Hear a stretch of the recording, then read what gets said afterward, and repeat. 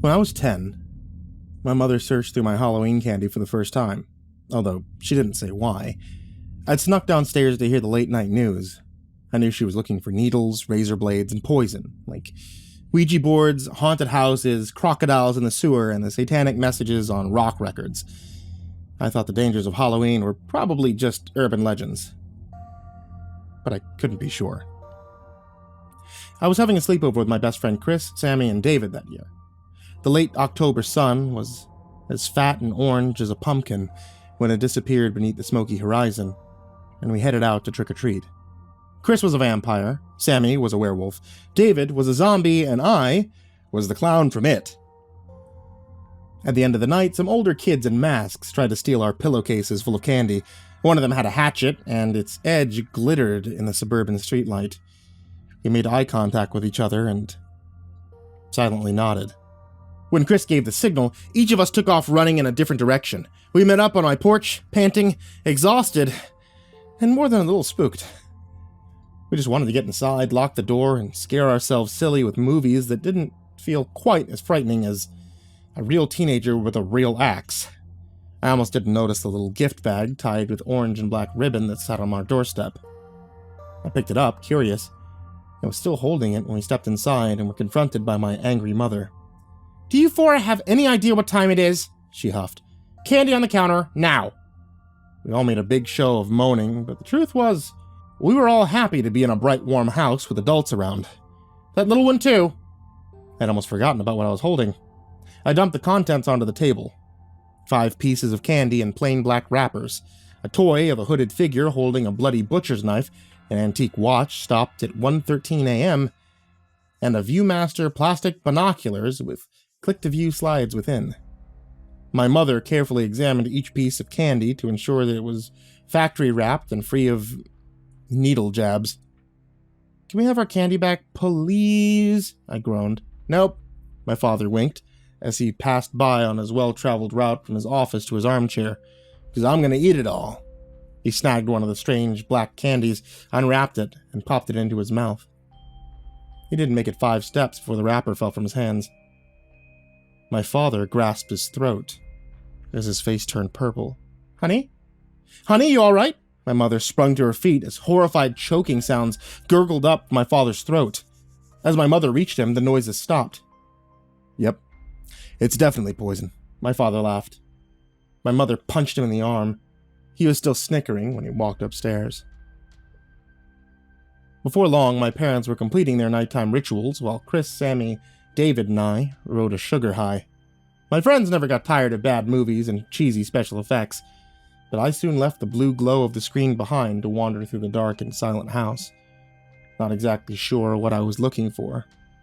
I stepped on the wrapper my father had dropped earlier. The outside was completely black, but the foil inside featured a single printed word. Am. I shrugged and opened another piece of candy as I fiddled with the knife-wielding toy figure. This wrapper said, "Get." Were they supposed to make a word if I put them together? Get-am? Or am-get? Didn't make any sense. I went back to the basement where my friends laughed in beanbag chairs and tossed popcorn at each other. They yelled at me when I turned on the table lamp, but I was focused. I put my eyes up to the Viewmaster lenses. "Spook-o-matic," read the first slide.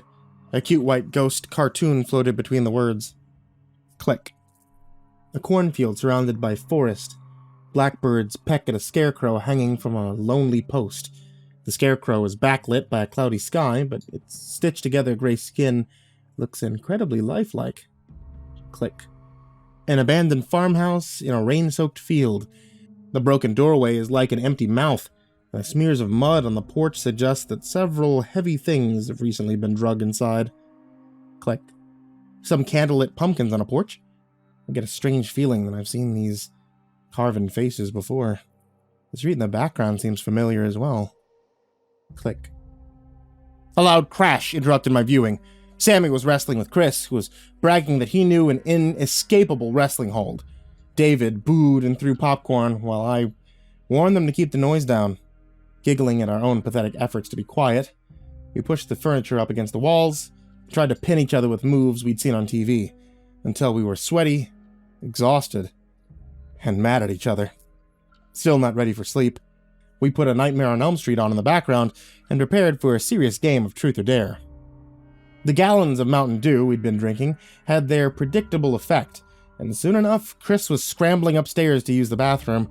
On his way back down, he grabbed us each a few handfuls of candy. I noticed he was chomping on one of the strange black toffees. "What's the line inside the wrapper?" He frowned. "Huh?" Chris picked up the Scoop-O-Matic and gasped. "Dude, it's your house!" I grappled the device away from Chris. He wasn't kidding. The most recent slide looked like a blurry photo of my family home. Maybe taken from the woods in the backyard. The tiny black figures inside the twilight windows could easily have been my parents and I just a few days earlier. The others pushed and shoved to get a look as well, and accidentally clicked forward. A boy sleeps. A dimly lit second-story bedroom.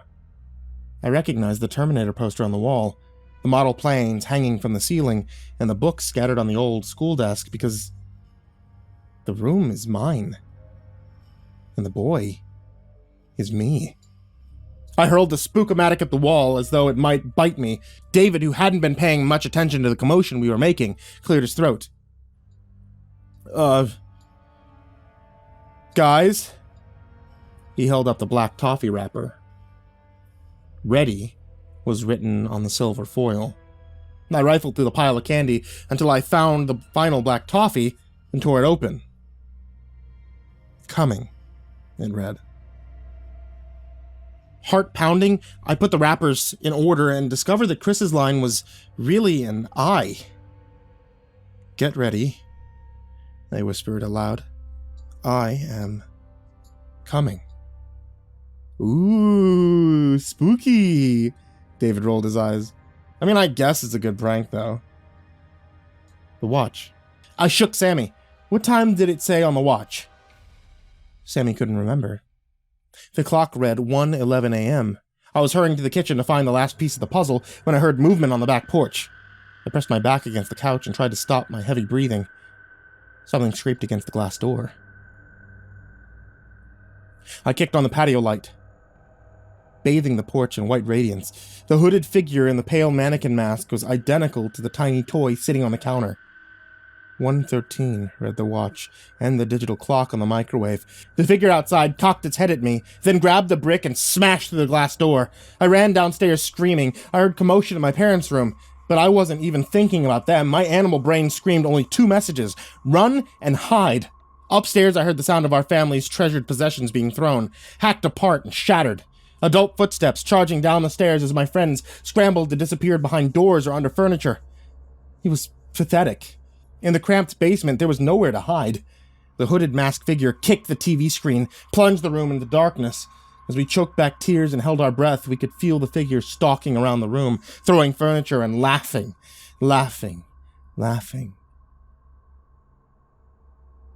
That laughter in the dark continued until police sirens sounded in the distance, and my father finally kicked down the door to the basement, which the intruder had propped shut using a chair. Slash marks covered the walls and furniture. Shattered dishware and picture frames covered the floor. The intruder escaped through an unused air vent at the back of our basement crawl space. The police later said that our attacker might have come and gone from the house any number of times before via the same route. Somehow, however, my family and friends were alive, unharmed. Physically, anyway. Psychologically. Some of us for life. I normally don't try to dredge up these memories from the past, but it's hard not to fear for my own children around Halloween. This year, they finally twisted my arm. I let them go trick-or-treating. I insisted that their mother go with them, armed, and that they were in public, so I'm not too concerned about that part of the evening. What bothers me is a little bag I found on my porch, tied with a black and orange ribbon. I've just finished opening it, unwrapping the black toffees inside and laying out their message. Ready for round 2.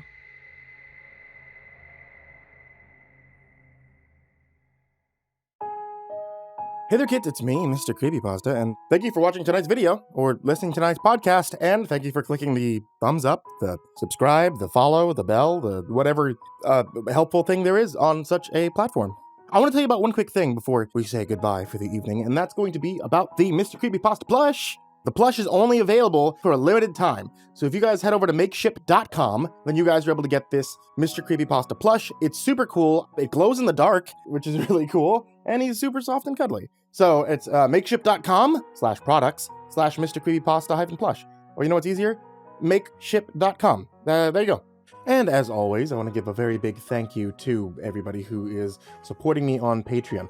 A huge thank you to patrons, such as Jordan Alexander Sanchez, Brian Arce, Bobby Karman, Stephanie Butler, Tristain Pelton, Chance Burnett, Diana Kraus, William King, Heather McDonald, Reaper61167, Alex the Sandwich, Darth Miver, Michael Ortiz, Satanic Aries, Ness69420, aisodoehtraed with 2 exclamation points, Nessie, Ronnie Hansen, BardoHawk764, Melancholy Corpse, Ferb, Harley, Billy Morrow, Madam Skullbunny, Sashi Sazaku, Grizzly Olsen.pro, Kayden the Spooky Boy, Zane Nightshade, MyBodySoundsLikeRiceKrispys, Ashwood, Lord of the Weebs, Jay, Miss Alexandra, Mr. Unsettling Spaghetti, Suji Campbell, Stricken, Azarine Fox, Fried Chicken 12, Freddy Krueger, Ty Nanny, Michael Scarborough, Infernal One, Lisa Cottrell, Caspian, Jordan Elves, Hades Nephew, Tater Chip, Acid System, Prozac and Pancake Appreciation Society, Cryptic Nightmares, Kiri the Sloth, Tommy Green, Fester's Lampshade, Sky Harbor, Nina Smith, Nico Cayo, Rafael Rodriguez, The Ginger Bros, Aaron Stormcrow, Daniel Polson, Trey Smiles, and Corey Kenshin. Thank you guys so much, so much for being a part of the Patreon and helping me keep the lights on and helping me get exclusive stories and everything that we do on the channel here.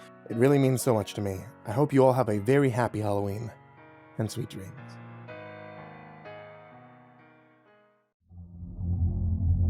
I'm probably breaking the law by writing this down. And of course, a priest is not allowed to tell anyone what's said inside of a confession, but I think this man's an exception. I need to tell someone, anyone. I was a priest for quite a few years now. I've gotten used to the job. When a man comes into the church, went straight for the confession booth, I wasn't surprised at all. He didn't introduce himself, but it's not unusual either. Some people preferred total anonymity when they confessed their sins. I didn't get to see him properly. He wore a gray sweater. The hood was pulled up deep into his face, obscuring all his features. So I didn't think much about it. I just joined him in the booth like I was supposed to do, greeted him with the same words I'd spoken countless times already. He stayed silent at first. I gave him a bit of time because I thought that he just didn't know how to begin, but after several minutes, I asked him what he wanted to confess. A few more seconds passed, and then he spoke. He told me that he'd gone into the woods. And he said that in a tone as if I should have known that already. That was all. He didn't elaborate any further, as if that would already count as a sin. I thought him to be a hunter then, asking for forgiveness for the lives of the animals that he killed. Maybe it was his first time hunting, and the weight of the innocent lives was heavy on him. I asked him to continue. He told me about a small clearing, where the grass is greener than the rest of the forest, about the small cabin that stood on said clearing. And then he fell silent again. I asked him why he considered this a sin, and that made him laugh for a second, and the sound made my skin crawl. It was an ugly, manic laugh. He didn't explain his reasoning, just stood up and left. I was taken aback by all this, and sure, but I just assumed that it had been some weird joke. Either way, I was certain I'd never see the strange man again. I was wrong, of course. He came to the church the next day and walked straight to the confession booth once again, expecting me to follow him. Of course I did, and that was my job, and also I hoped that he would clear a few things up. I thought a lot about his earlier confession. He only said that he barely slept lately. I answered that I too struggled with insomnia, and I asked again why he considered this a sin. He laughed again. I wanted to tear my skin off. There was another person who visited the church frequently, outside of the services on Sunday, a young woman who always sat in one of the front rows and silently prayed for a while. We talked a bit sometimes. She was very polite. I liked her. When she came by the next time, she told me how she felt watched in her own home, and she didn't feel safe there anymore. She prayed for that terrible feeling to go away, and I took the time to pray for her safety. The strange man came by every single day, and he always spoke 1 or 2 sentences at most. None of them were a sin. After just 3 days, he started repeating himself, talking about the woods and about his insomnia again. Always the same things, like a broken record. Even the wording was the same. The first change came the day after my conversation with the young woman, as he stayed silent at first. I asked him if he knew her, just because I had a bad feeling about him. He laughed. I bit down on my lip until it bled. He didn't say a word that day. The man was bad news, I knew it. His visits were going on for over a week at this point, and I'd yet to see his face. He always wore that hood, and he went straight to the booth each time. Sometimes I only saw him in the corner of my eye. There was no pattern to his arrival. I tried coming in sooner or later, but it made no difference. He came by a few minutes after I got there. He seemed to know when he had to arrive to meet me. After his strange reaction to my question, I was even more worried about the young woman. Knowing that a freak like him was out there made my insomnia even worse. I lay awake in my bed thinking about her. When I couldn't take it anymore, I drove over to her house because I felt like the least I could do was bless her apartment. I hoped it would make her feel better. She was reluctant to let me in at first, poor thing. Completely paranoid about something she didn't know was even real. She had never seen anyone, she had told me earlier. There had been the most intense feeling of being watched. I explained my intentions, and then she finally stepped aside and led me into the flat. She appreciated what I was going to do, she told me.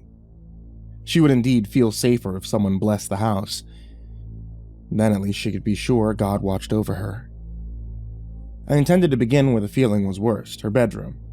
I had a single window that faced towards the backyard, and as I stood alone in that room and looked outside, I saw him standing there. He faced me, though his face was hidden under the hood of his gray sweater, and he stood perfectly still. He stayed like that for several seconds. He began to laugh. The window was closed, but the sound was so loud as if he stood right beside me. He scratched my skin violently. The young woman burst into the room and yelled at me to leave. I asked her if she knew the man, but she didn't let me speak a single word, just screamed at me that I should get out of her flat and never come back again. She cried and basically shoved me outside. I told her to call the police. She almost slammed the door in my face. She did call the police. They apparently found the suspect and questioned him, but he seemed perfectly sane and not at all likely to stalk someone, and they dropped the case again. There was no evidence after all. The man came to the church as always, but after the police had gotten involved, the monotony of his confession was changed. I remember his words clearly. "Don't try to lock me away, Father," he hissed, and his voice was cold and cruel and, oh, so angry. I've been locked away for far too long. The young woman didn't come to church anymore. The monotonous confessions of the man continued, every single day like clockwork. The woods, his insomnia, always told me the same words. I tried to catch him a few times to exit the booth at the same time as him, just to see his face at least. He was always gone by the time I exited. After just a few days, I decided to visit the clearing the man always mentioned. The grass was indeed greener around the small cabin, and as I walked up to the building, I had the most intense feeling of déjà vu. This The stench of decay hung in the air. I was just about to touch the doorknob as intense vertigo hit me. I must have blacked out at this point because the next thing I knew, I was sitting in the confession booth with a strange man on the other side. He asked me when I had last slept. I had no answer, and he laughed. I dragged my fingernails across my face until I bled. The insomnia took its toll. I blacked out for short periods of time. A day later, I found myself kneeling in front of the altar, the gilded chalice with red wine in my hands. I can't remember how I got there, but I remember that I intended to pray for the young woman, and I did just that. Then rose the chalice to my lips and drank. The wine tasted off. I was hyper-aware of the metallic taste that must have belonged to the chalice. I wondered if it was growing rust. My prayers had no use, though. I heard from another church member that the young woman had gone missing. I knew that she was dead, and I knew where she was buried. But I had not a single piece of evidence, and I didn't want to raise suspicion about myself, so I never called the police. God would judge the strange man, I told myself. He could not escape his punishment. The day after I heard about the woman's disappearance, the strange man was already waiting in the booth for me when I arrived. There was no visible clue that he was in there, but I was sure about it.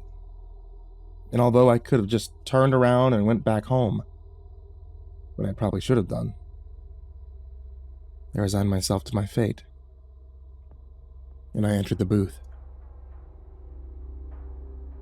He spoke without hesitation. This time these words are burnt into my mind by now. "Do you want to confess your sins, Father?" he asked. He sounded smug and somehow satisfied. I stayed silent, not knowing what he expected me to say. I wasn't aware of any sins I'd committed lately, none that would interest him at least. Instead, I asked him why our roles were suddenly subverted. But he started to laugh, and I tried to claw my face off again. A few days later, I met another woman at church. I had seen her in almost every service. We had never talked before, but she always smiled politely. She stayed behind after the last service and asked if I was all right. Apparently, she was worried because of the deep, bloody scratches on my face. But I couldn't tell her the truth, so I said nothing at all. She was nice. Said I didn't have to tell her, but that she always was there to talk to if I wanted to. I've yet to accept the offer. The situation with the strange man didn't change. He was waiting for me every day when I entered the church, and each time he asked the same question. "Do you want to confess your sins, Father?" I never answered. He always laughed, and I scratched my face open until one of us got tired of it and left. It's been like that for 6 weeks now. I don't know what to do anymore. I can't remember the last time I slept. The strange man's laughter echoes through my head at any given moment. My skin is a torn mess to the point where I have trouble to get the blood out of my clothes. My favorite sweaters is ruined already. I know I should just not walk into the confession booth. I should stop talking to him, but I can't. I tried. And I always ended up in that booth, tearing my skin open while he laughed. And maybe I should just confess my sins. If only I knew what he wants to hear. I'll stop here. Maybe someone can tell me how to get rid of him. But until then, I have more important matters to take care of. The next service is soon, and we're all out of wine. So I'll need to go and get some more.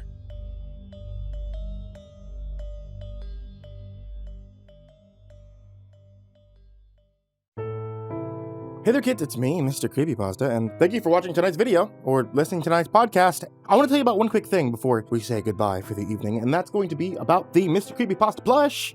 The plush is only available for a limited time. So if you guys head over to makeship.com, then you guys are able to get this Mr. Creepypasta plush. It's super cool. It glows in the dark, which is really cool. And he's super soft and cuddly. So it's makeship.com/products/Mr. Creepypasta-plush. Or you know what's easier? Makeship.com. There you go. And as always, I want to give a very big thank you to everybody who is supporting me on Patreon. If you guys have been supporting me on Patreon, or if you're considering doing so, then know that I just added in a couple of cool things for the loyalty program because I found out that I could. I had no idea that I could do that. So now, you guys should be getting some cool things in the mail brought to you by Patreon that are pretty cool. They support the channel as well. Oh, getting to the point though, a huge thank you to patrons such as Jordan Alexander Sanchez, Brian Arce, Bobby Karman, Stephanie Butler, Tristain Pelton, Chance Burnett, Diana Kraus, William King, Heather McDonald, Reaper61167, Alex the Sandwich, Darth Miver, Michael Ortiz, Satanic Aries, Ness69420, aisodoehtraed with 2 exclamation points, Nessie, Ronnie Hansen, Bardohawk764, Melancholy Corpse, Ferb, Harley, Billy Morrow, Madam Skullbunny, Sashi Sazaku, Grizzly Olsen.pro, Kayden the Spooky Boy, Zane Nightshade, MyBodySoundsLikeRiceKrispys, Ashwood, Lord of the Weeds, Jay, Miss Exandra, Mr. Unsettling Spaghetti, Suji Campbell, Stricken, Azarine Fox, Fried Chicken 12, Freddy Krueger, Pie Nanny, Michael Scarborough, Infernal One, Lisa Cottrell, Caspian, Jordan Elves, Hades Nephew, Tater Chip, Acid System, Prozac and Pancake Appreciation Society, Cryptic Nightmares, Kiri the Sloth, Tommy Green, Fester's Lampshade, Sky Harbor, Nina Smith, Nico Kayo, Rafael Rodriguez, The Ginger Bros, Aaron Stormcrow, Daniel Polson, Trace Miles, and Corey Kenshin. Thank you guys so much, so much for being a part of the Patreon and helping me keep the lights on and helping me get exclusive stories and everything we do on the channel here. Thank you guys so much for being a part of it. Thank everybody in the description, and thank you guys who have stayed to this part of the video. It really means so much to me. I hope you all have a very happy Halloween, and sweet dreams.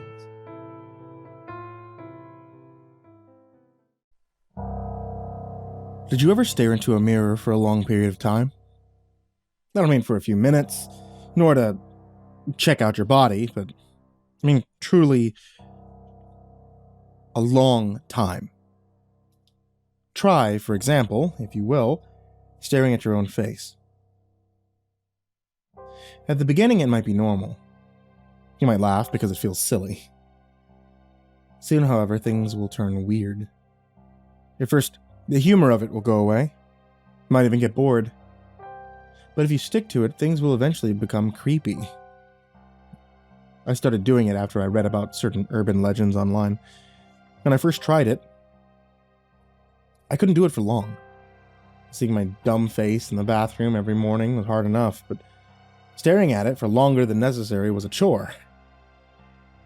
The more I stared, though, the more I got used to it. I'd sit down in front of my bathroom mirror and stare at myself. I told myself more than once that this is stupid, it's ridiculous even. But I like creepy stuff, and I enjoyed scaring myself, so I stuck with it. It was one of the weirdest experiences I ever had. I laughed, I groaned, I yawned. But before long, I started to study the intricate landscape of my face more clearly. Every once in a while, I stared deeply into my own eyes, scanning my pupils and irises.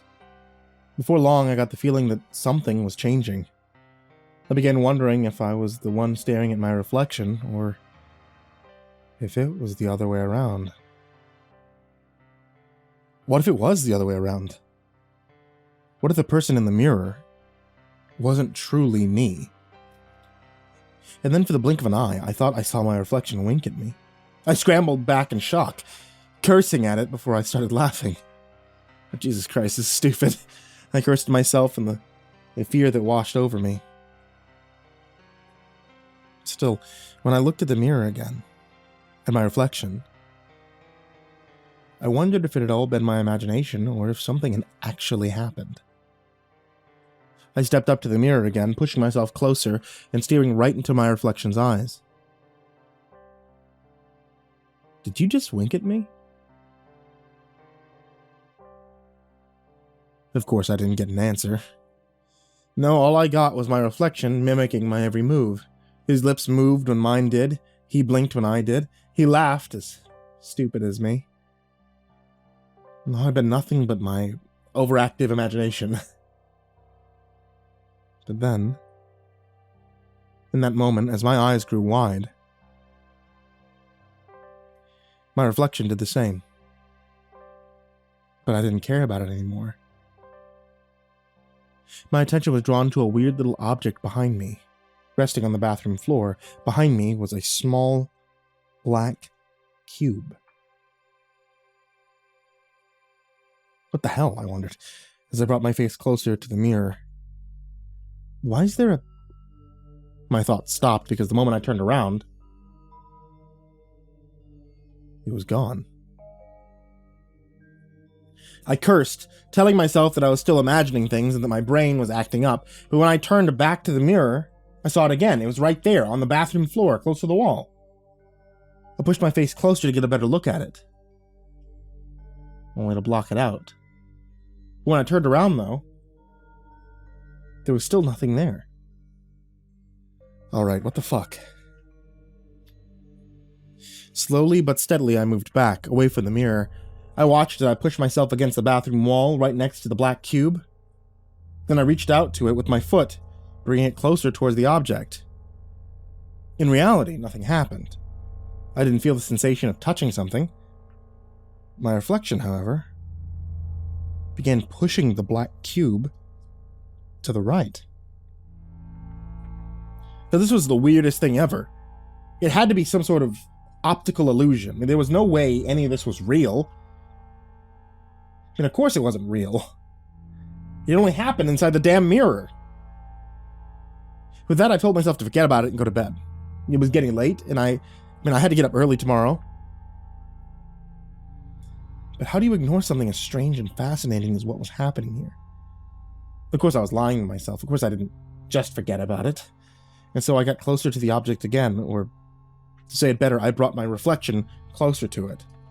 When I leaned down, however, I wasn't able to make it out anymore. My head, or better, my eyes, were too low to make out the reflection of the bathroom floor. I cursed, but I got an idea. I stepped up to the mirror, making sure the cube was still there, and took it down. And then I propped it up against the cupboard below the sink, and turned it until I could make out the black cube again. Finally, I went back to the wall. When I was there, I reached out for it once more, and this time with my hand. Once more, I couldn't feel anything, but I watched as my reflection's fingers got closer and closer before they eventually made contact with the cube. I watched in stunned fascination as my reflection's fingers brushed against it. A cold shower went down my spine. What the hell was this? Was this really just an optical illusion? Before long, I had a rough idea of the cube's dimensions. Each side was about 1.5 inches. Then, with the most delicate of movements, I made my reflection close its hand around it. Then I lifted my hand. I watched as my reflection held it in its hand. For a moment, it almost slipped out of my hand before I got a better hold of it. This was the strangest sensation. I have no feeling for it, and yet I was holding something. Or better, my reflection was holding it. With a few careful steps, my eyes glued to the mirror, I brought it closer towards it. I carefully placed it in front of the mirror, and I began studying it. It was nothing but a solid black cube. I stared at it from all dimensions, leaning left and right, standing up and laying down. What the hell was this thing? Then I brought my finger against it again, this time not delicately. Instead, I pushed it closer to the mirror. For a moment, I wondered what would happen if I kept it up. I thought of it sliding through the mirror's surface and appearing in my mind.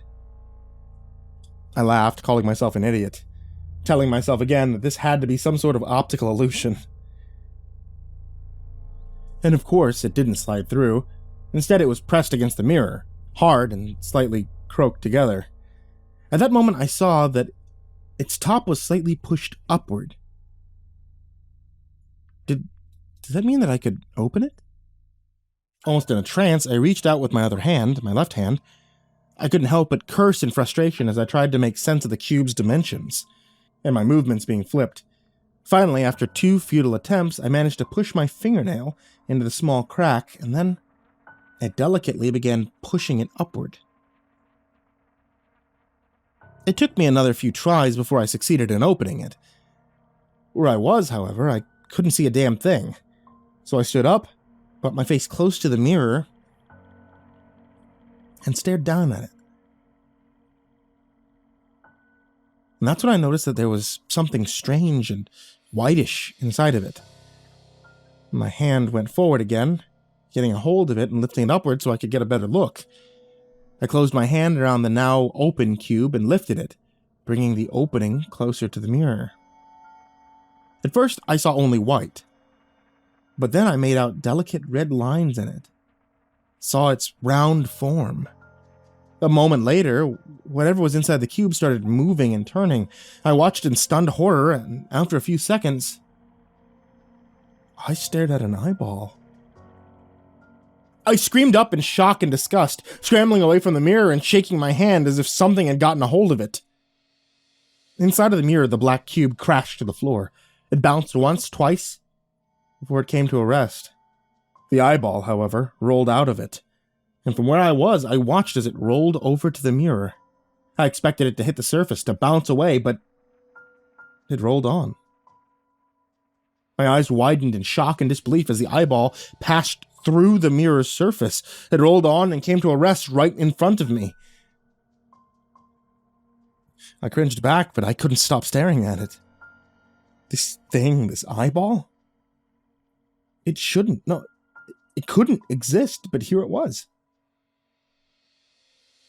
And as I sat there, slumped down on the bathroom floor, I couldn't stop staring at it.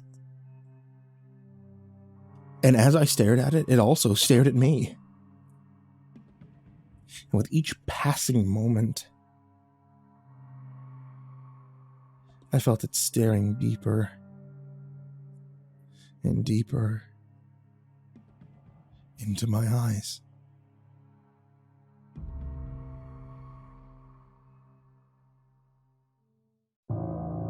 Hey there kids, it's me, MrCreepyPasta, and thank you for watching tonight's video, or listening to tonight's podcast. I want to tell you about one quick thing before we say goodbye for the evening, and that's going to be about the MrCreepyPasta plush. There's a brand new plush that's available, and this is going to be running on like every single video, I think, for at least a couple of weeks for the entirety of this campaign, because the plush is only available for a limited time. So if you guys head over to makeship.com, then you guys are able to get this MrCreepyPasta plush. It's super cool. I worked with the original person who designed my character to be able to create this plush, and I think it's something that you guys will really love. It glows in the dark, which is really cool, and he's super soft and cuddly. So it's makeship.com, makeship.com/products/MrCreepyPasta-plush. Or you know what's easier? Makeship.com. There you go. And as always, I want to give a very big thank you to everybody who is supporting me on Patreon.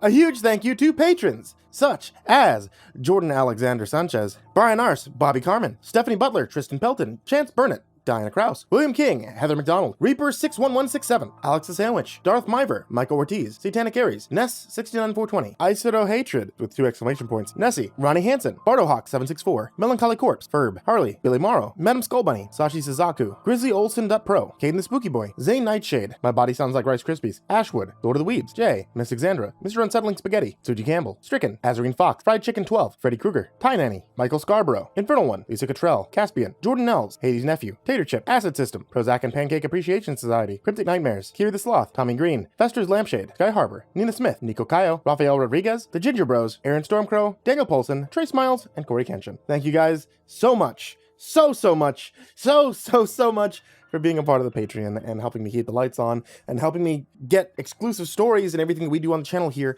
It really means so much to me. I hope you all have a very happy Halloween and sweet dreams.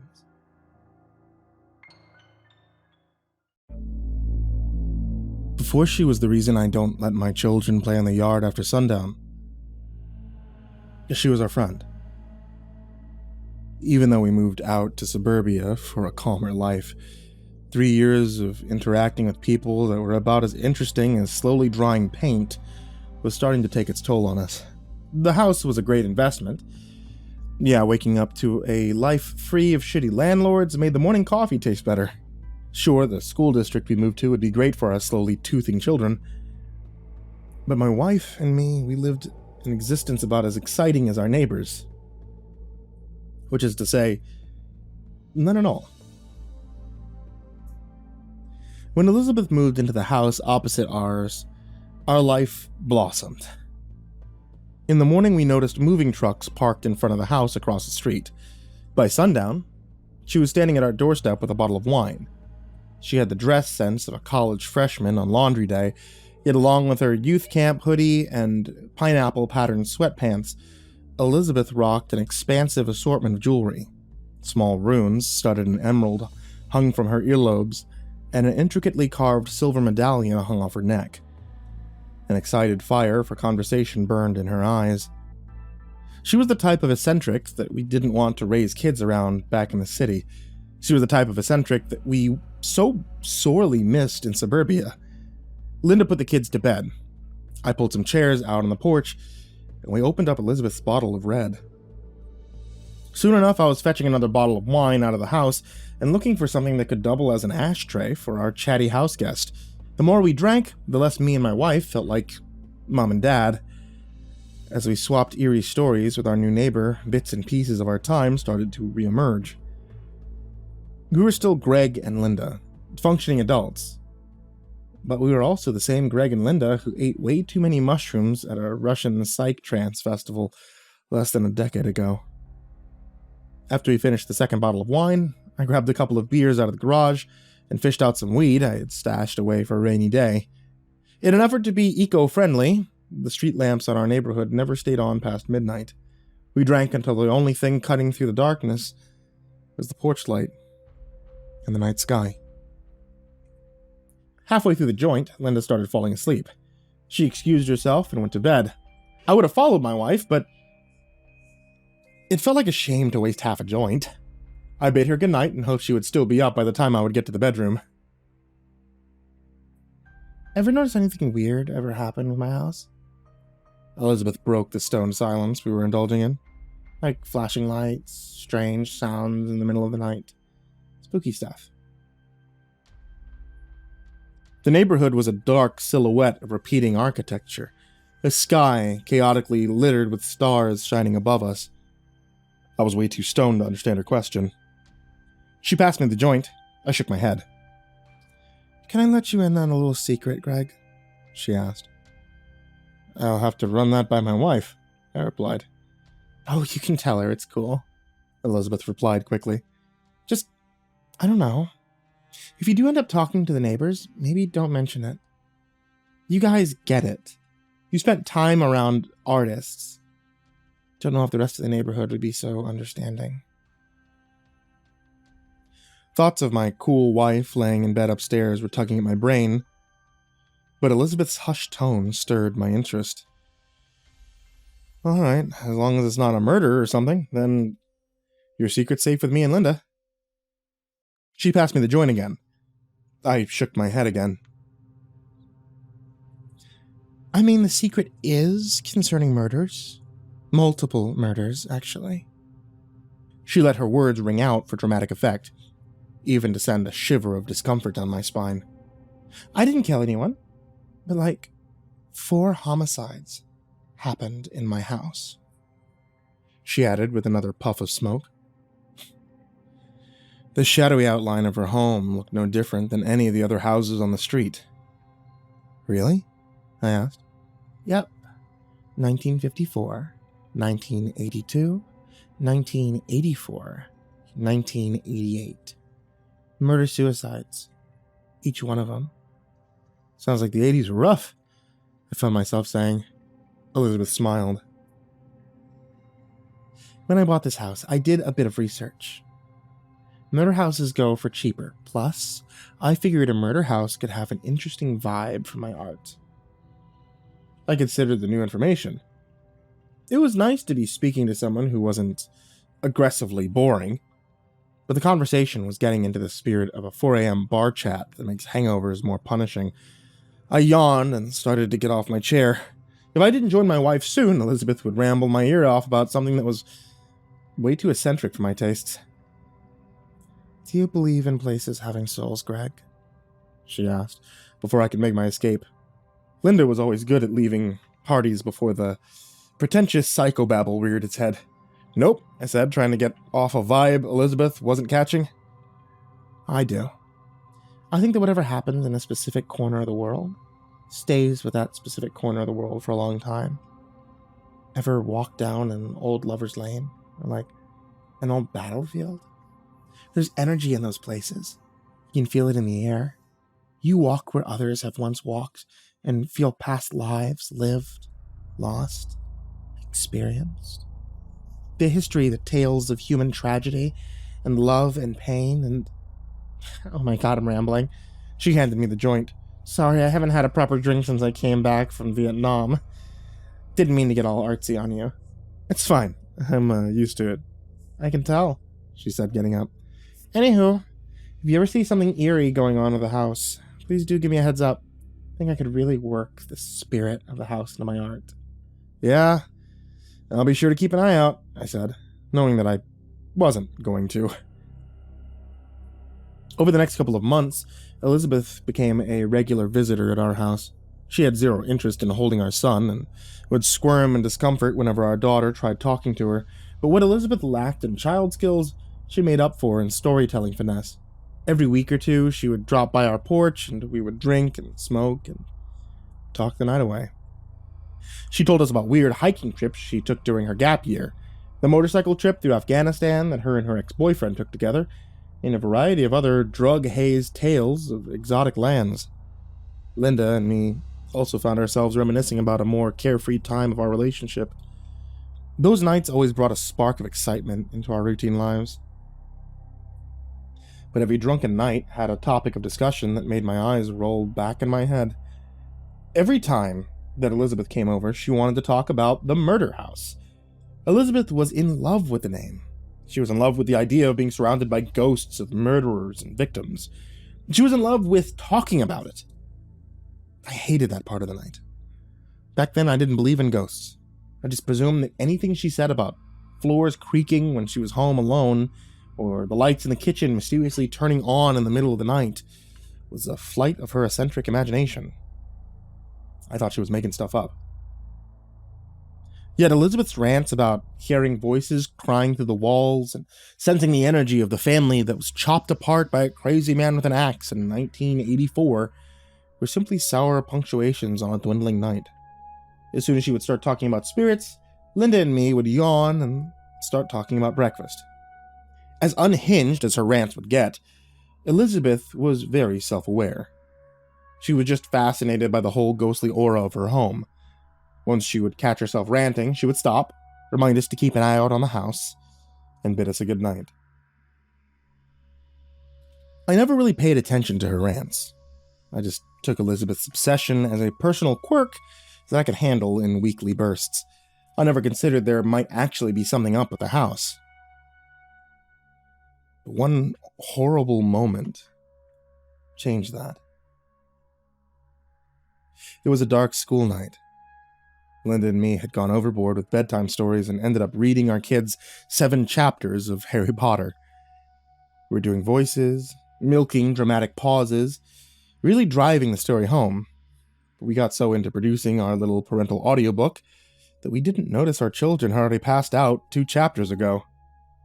Linda fell asleep quickly that night. I wanted to get some rest too, even attempted counting sheep, but there was something scratching at the back of my chest. It took me a while to admit it to myself, but eventually I accepted that my constant bumming of cigarettes from Elizabeth had developed a nicotine habit in my lungs.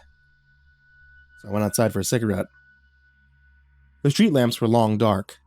Only silhouettes of suburbia and the night sky remained. From the dim light of my porch, I blew puffs of guilty smoke into the abyss and enjoyed the stillness of the night. A creaking groan cut through the stillness. The sound of strained wood, wholly inhuman product, but as the noise crawled into the night, I could hear a soft voice beneath it. "I'm sorry. I don't want to do this," Elizabeth whispered out of the dark. "The house, the murder house, it's making me do this." Another wood strain, but this one was answered by a burst of light. Every window in the house lit up, bringing forth a haggard-looking Elizabeth. She was standing at the edge of her front lawn, wearing an oversized t-shirt and baseball shorts, her shaking hands pressed behind her back. I'm sorry, Greg. It's the murder house. The murder house is making me do this. Her teeth were chattering. She was barefoot and terrified.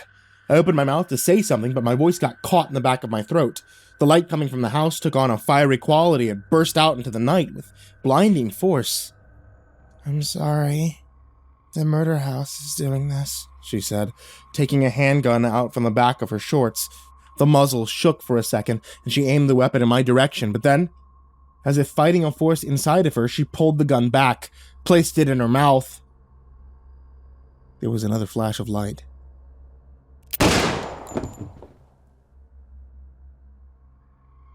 I didn't tell anyone exactly what happened that night. Elizabeth's shooting herself on the front lawn was enough of a shock to begin with. The other details made me doubt my sanity enough to keep them to myself. Linda had some background in mental health from a couple of certification courses she took back in university. To deal with the trauma of losing her friend to what she thought was suicide, my wife took on a part-time placement on a crisis hotline. I dealt with the shock of Elizabeth's passing in a less productive fashion. I started smoking. Every night after the lights of the neighborhood would die down, I would stand outside and I would smoke with my eyes focused on that cursed house. At first I didn't notice anything. It was as if whatever I saw on the night of Elizabeth's death was a shock-induced terror dream. But as the nights went on, my focus on the dark building sharpened. I could see inklings of the supernatural. The faintest of lights would burn in the rooms if you would stare into the night for long enough. Suggestions of barely visible silhouettes could be seen moving around behind the pulled curtains. The visions were one thing, but what truly terrified me, it made me purchase a baseball bat for our porch. Were the sounds. Every couple of nights, if the air was still and I listened closely enough, I could hear it. A faint echo of a gunshot would cut through the calm night. Something among the quiet ripples of sounds, there were also whispered screams and the crackling of wood being split. But it was the echo gunshot that truly gripped my mind. I recognized the sound far too well. For a couple of weeks, I considered suggesting a move to Linda, or at least telling her about the details of Elizabeth's death. But as the weeks of observing the house turned into months, I gave up on the idea. The house along the street made me uncomfortable. There was definitely something wrong with it, but it seemed to keep its terror to itself. Instead of throwing away the investment we had made, I simply consigned myself to keeping an eye on the house with a baseball bat and a cigarette. As long as my family would stay away from the house, our mortgage and lives would presumably be safe. For years, I watched the house and nothing changed. And then, one night, we got a knock on the door. Hello! A friendly face with a backpack stood on my porch. Me and my boyfriend are backpacking throughout the country, and we were wondering whether we could camp out in your backyard. Promise we won't leave a mess. A memory of Elizabeth telling us about how she traveled the country with a tent and some friends roared to life with the intensity of a portable pressure cooker. I was about to say yes and honor the memory of our dead neighbor. But then I saw the backpacker's boyfriend. Is that your boyfriend? I asked. Linda peeked her head out of the door, saw the man limping down the street, and shot me a concerned look. The guy looked to be 100, a stringy mess of white hair covering a ruggedly shaven face that looked back at us with tired dark eyes. Even though it was jacket weather outside, the man stood on the street shirtless, revealing the strange tribal tattoos on his saggy skin. That's him, the backpacker said as we looked at the jagged skeleton man. He might look old, but he's very full of life. What's the wood for? Linda asked. Behind him, the old man was dragging a pile of sloppily chopped wood on a sled. "Oh, that's just some driftwood we carry around. My boyfriend is a shaman. Sometimes he forces spirits out of places," she said. "But don't worry, we aren't going to be making any fires on your front lawn. We're just looking for a place to set up our tent for the night," she quickly added with a nervous chuckle. "Definitely not," Linda said in a tone that could sharpen steel. "Yeah," I said. The backpacker shrugged good-heartedly. "Oh well, do you guys know if the other neighbors would be willing to let us camp out?" I knew of one neighbor who would have definitely let them set up a tent. If she wasn't dead. "No, goodbye." Linda slammed the door. The years since Elizabeth's passing had turned her bitter. Watching the shaman drag his sled of wood over to our neighbors made me think about how sometimes we get bitter for a reason. The guy looked like something out of a dungeon. We were way too old to be letting 100-year-old hippies sleep on our front lawn. The thought of those protruding ribs, those weird tattoos and empty eyes, they made the craving for nicotine announce itself with more force than usual that night. I was out on the porch smoking one cigarette after another, trying to get that strange face out of my mind. And that's when I heard him. Out from the darkness came a groan. A human groan. I tried to convince myself that I was just hearing a particularly loud neighbor going through a medical emergency, but another strange groan made the fact that there was someone across the street undeniable. A match flared out of the darkness. The old man's face glowed into existence. Even from the distance of my porch, I could see his mad expression. He groaned again and threw the match to the ground. A bright flash uproared. Elizabeth's front lawn lit up with a bonfire. The shaman's wood burnt bright. I balanced the cigarette between my lips. One hand was trying to unlock my phone, the other was gripping the baseball bat. The man groaned again, louder, but this time the groan dragged, dipped, and turned into a note. The shaman started throat singing and dancing in the light of the fire. It wasn't until his decrepit body started bouncing around with energy that I noticed that he was stark naked. For a moment, I considered how cruel of a mistress gravity is. Then I considered dialing the police. But before I could make my way to the phone app, something else grabbed my attention. All the lights in Elizabeth's house were on. A crowd of silhouettes stood behind the curtains.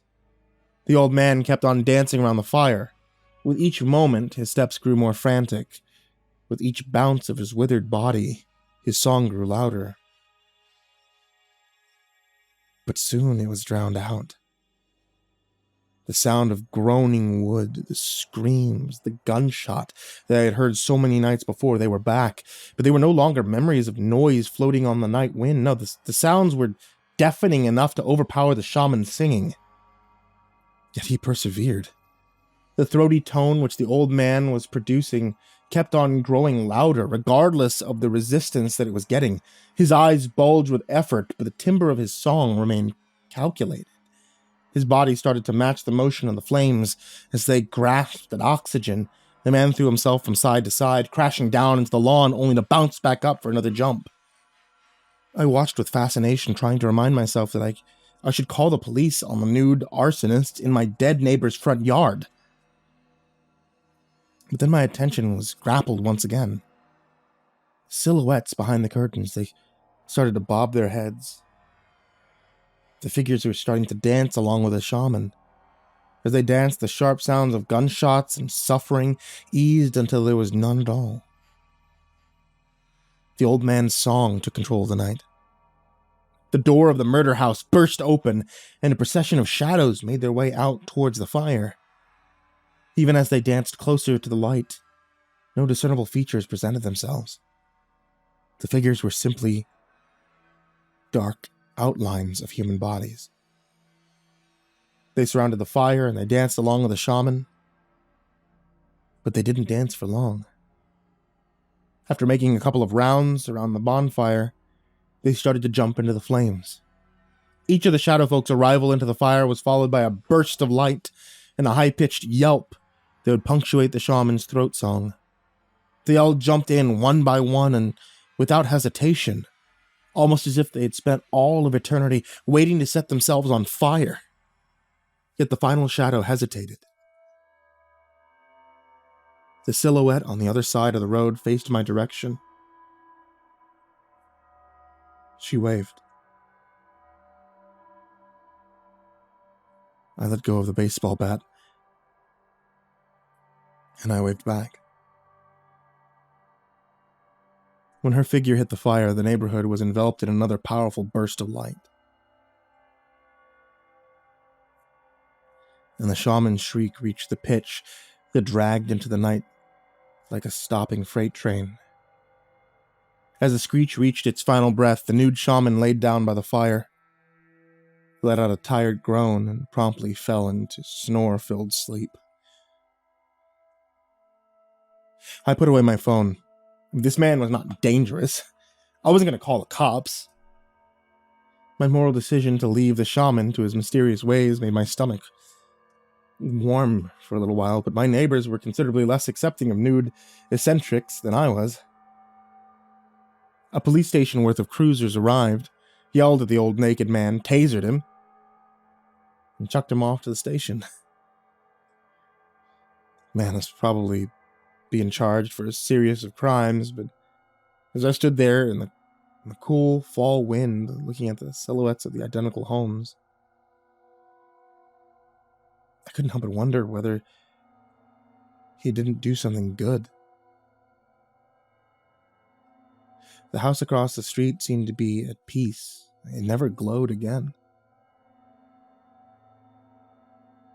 A couple months later, my son decided to hide my pack of cigarettes because they're apparently bad for my health and he doesn't want me to die. He hid them inside of his toy box, so they weren't too hard to find, but I played along for a couple of weeks.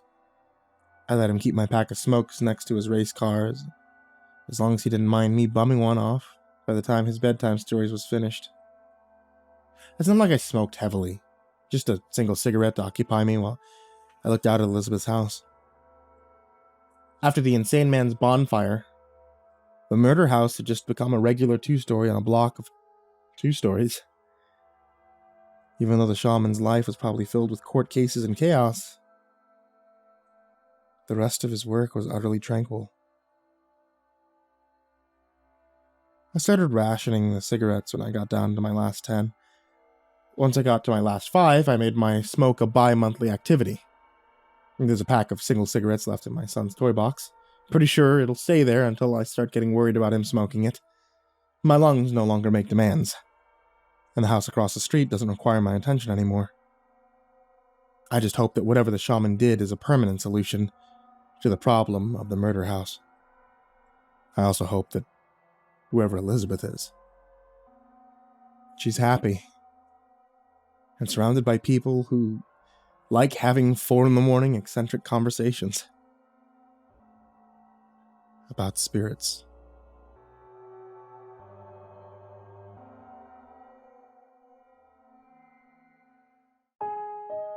Hey there kids, it's me, MrCreepyPasta, and thank you for watching tonight's video, or listening to tonight's podcast, and thank you for clicking the thumbs up, the subscribe, the follow, the bell, the whatever helpful thing there is on such a platform. I want to tell you about one quick thing before we say goodbye for the evening, and that's going to be about the MrCreepyPasta plush. The plush is only available for a limited time, so if you guys head over to makeship.com, then you guys are able to get this MrCreepyPasta plush. It's super cool. It glows in the dark, which is really cool, and he's super soft and cuddly. So it's makeship.com/MrCreepyPasta-plush. Or you know what's easier? Makeship.com. There you go. And as always, I want to give a very big thank you to everybody who is supporting me on Patreon.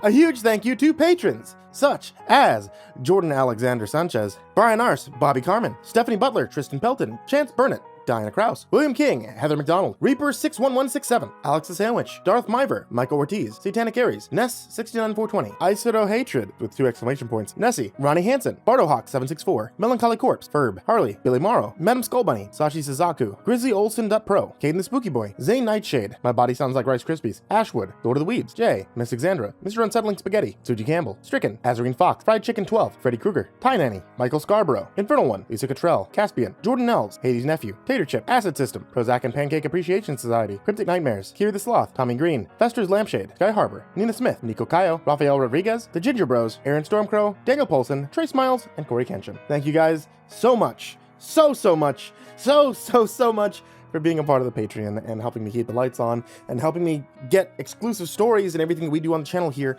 It really means so much to me. I hope you all have a very happy Halloween and sweet dreams.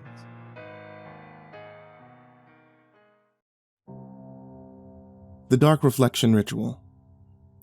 Here's what you'll need to do this ritual. A mirror of any type. A candle of any size or color. Friends to do it with. Optional, but highly suggested. I should probably warn you once you begin this ritual, there's no way to stop it. What I'm saying is, don't start it unless you're planning to finish it. Have you ever broken a mirror, by accident or on purpose? Have you ever looked into a mirror and felt like there was something watching you from the other side? Or seen something sinister lurking within the eyes of your own reflection? You've probably heard the legend that breaking a mirror is 7 years bad luck. Legends about mirrors have been around for hundreds of years. In particular, some ancient civilizations believed there was a sort of purifying effect on mirrors. They believed that by looking one's reflection in the eyes, you would transfer a person's negative energy into the reflection in the mirror. They believed that this had a cleansing effect, but also hidden dangers. That's why breaking a mirror has been known to cause bad luck. I mean, think about it. If this is true, then every time you look into a mirror, you're transferring negative energy into it. I mean, can you imagine just how much negative energy is just sitting there, inside of your bathroom mirror? When you break the mirror, that negative energy is released and causes bad luck for everyone around it. For this ritual to work, you need a mirror that you don't mind breaking. According to the manifesto, both the risk and the eventual reward for this ritual are stronger depending on how old the mirror is. It makes sense if you think about it. An older mirror has been looked into more, and therefore has more negative energy inside of it. In order to begin this ritual, you must look your reflection in the eyes, transferring your negative energy into the mirror one last time. You only need to do this for a few seconds. Then you need to lean forward and breathe onto the mirror, making it fog up with your breath. My sources refer to this as anointing the mirror with your breath. Now, at first you might find this strange, but do a little digging, and I think you'll find that the word breath once meant something similar to spirit. By breathing on the mirror, you are symbolically linking yourself to the mirror and to the negative energy contained inside. This linking is critical to the success of the ritual. Everyone in the group needs to do this step as well, before moving on to the next one. After this is completed, you can light the candle. Use the candle to burn the mirror. This agitates the negative energy inside. You only need to do this for a few seconds, or until there is a noticeable black mark on the mirror. Notice that the longer you do this for, the more agitated the energy will become. After this, the final step is breaking the mirror. Once this step is done, I suggest you start running. You see, it's actually a common misconception that when a person breaks a mirror, they'll be followed by bad luck. This is not true. When a mirror is broken, the bad energy stays in one spot, near the broken mirror, until it eventually dissipates, or at least, normally, it does. If you've completed the above steps, then you've tied yourself to the negative energies, through the medium of your breath. That means that the negative energies will pursue you wherever you go. This is why I said earlier that it would be best to complete this ritual with a group. If there's only one person doing this, then all the negative energy will pursue that one person. But if there was a group, then the negative energy will be spread more thinly. This increases your odds of survival. Bad luck will follow you throughout the night. At first, it will start off as small incidents: chipped nail, flat tire. The incidents will begin to escalate as increasingly horrific things begin to happen around you. Eventually, these incidents will become life-threatening, no matter how many people you did the ritual with. Like I said, don't start this ritual unless you're planning to finish it. The one piece of advice I can give you for surviving the night is to remember that the negative energy is linked to you through your breath. Your breath is how the negative energy detects you. And so if you find yourself in a bad situation, try holding your breath. This should make you temporarily invisible to it. Of course, you can only hold your breath for so long. Still, this technique might provide you with a few extra seconds to get out of a dangerous situation. At this point, you're probably asking yourself, why on earth anyone would ever engage in this ritual? Why would anyone ever risk their life like this? Well, most people who try this probably don't think that it would actually work. But there is a reason beyond that. The bad luck will chase you throughout the night, but if you manage to survive until dawn, not only will you find that your run of foul luck is ended, but that a new streak of good luck is about to begin. The first lights of dawn have a special purifying property. If you survive until morning, then the negative energy inside the mirror will be purified and will re-enter your body, filling you to the brim with positive energy. After this, everything will seem to go your way. You'll find that people are generally nicer to you, that the opposite sex are extremely attracted to you, or the same sex if that's your thing. You will succeed at everything you do, whether it be a job interview or an important exam or a business venture. I would highly suggest buying a lottery ticket. It should be noted that the amount and duration of your good luck will be equivalent to the amount of negative energy that was in the mirror. If you just bought the mirror at the store, then the good luck will only last a couple of days and it won't be all that severe. If you use an old mirror, though, then your lucky streak will be far more powerful, and it may last for months or even years if you have an old enough mirror. If you use a mirror that has a more personal connection to you, such as a bathroom mirror, a mirror from your bedroom, then the good fortune you experience will be more suited to your particular tastes and desires. And one more thing I should probably warn you about is the timing of the ritual. The ritual needs to be started after sunset, with at least 6 hours until dawn. Two common tricks that people try to use in regards to this ritual are starting during the daytime and starting a few minutes before dawn. Starting near dawn is probably the least dangerous of these little cheats. If you start near the dawn, then the negative energy will not have enough time to fully manifest before being purified. The energy will simply dissipate into the air, rather than doing anything, and you'll probably walk away thinking it was all a gigantic hoax. Starting during the day is more dangerous.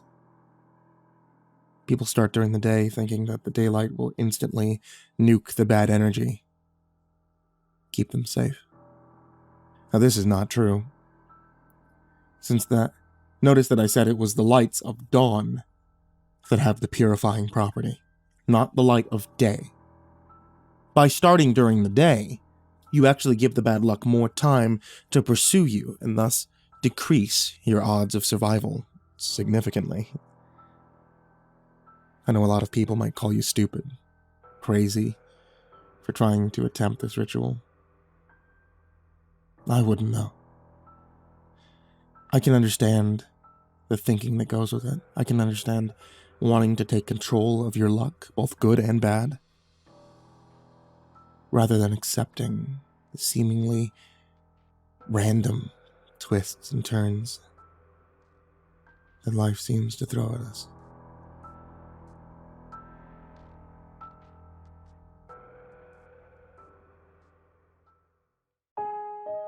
Hey there kids, it's me, MrCreepyPasta, and thank you for watching tonight's video, or listening to tonight's podcast, and thank you for clicking the thumbs up, the subscribe, the follow, the bell, the whatever helpful thing there is on such a platform.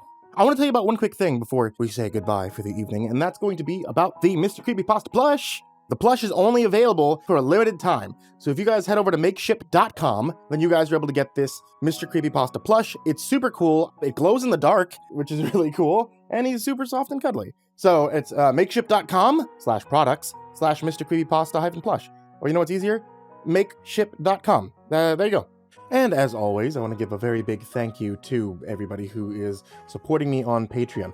A huge thank you to patrons, such as Jordan Alexander Sanchez, Brian Arce, Bobby Karman, Stephanie Butler, Tristain Pelton, Chance Burnett, Diana Kraus, William King, Heather McDonald, Reaper61167, Alex the Sandwich, Darth Miver, Michael Ortiz, Satanic Aries, Ness69420, aisodoehtraed with 2 exclamation points, Nessie, Ronnie Hansen, BardoHawk764, Melancholy Corpse, Ferb, Harley, Billy Morrow, Madam Skullbunny, Sashi Sazaku, Grizzly Olsen.pro, Kayden the Spooky Boy, Zane Nightshade, MyBodySoundsLikeRiceKrispys, Ashwood, Lord of the Weebs, Jay, Miss Exandra, Mr. Unsettling Spaghetti, Suji Campbell, Stricken, Azarine Fox, Fried Chicken 12, Freddy Krueger, Ty Nanny, Michael Scarborough, Infernal One, Lisa Cottrell, Caspian, Jordan Nels, Hades Nephew, Tater Chip, Acid System, Prozac and Pancake Appreciation Society, Cryptic Nightmares, Kiri the Sloth, Tommy Green, Fester's Lampshade, Sky Harbor, Nina Smith, Nico Cayo, Rafael Rodriguez, The Ginger Bros, Aaron Stormcrow, Daniel Polson, Trey Smiles, and Corey Kenshin. Thank you guys so much, so much for being a part of the Patreon and helping me keep the lights on and helping me get exclusive stories and everything we do on the channel here. It really means so much to me. I hope you all have a very happy Halloween and sweet dreams. Hey there kids, it's me, MrCreepyPasta, and before we get started on tonight's story, I'm going to let you know about one quick thing from tonight's author. The Vespers Bell works with 2 different subreddits, r The Vespers Bell and r Odd Directions. Odd Directions has daily exclusive stories written by featured authors and carefully curated guest writers, ensuring that the content is of consistent quality. Also, Volume 2 of the Harrowwick Chronicles should be coming soon by the end of October to Kindle through the link in the description down below. Just in time for Halloween. And now, on to tonight's story.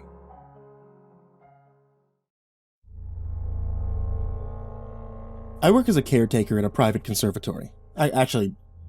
Secret might be a better word to describe it, since you'll never find any public information on it. It doesn't even have an official name.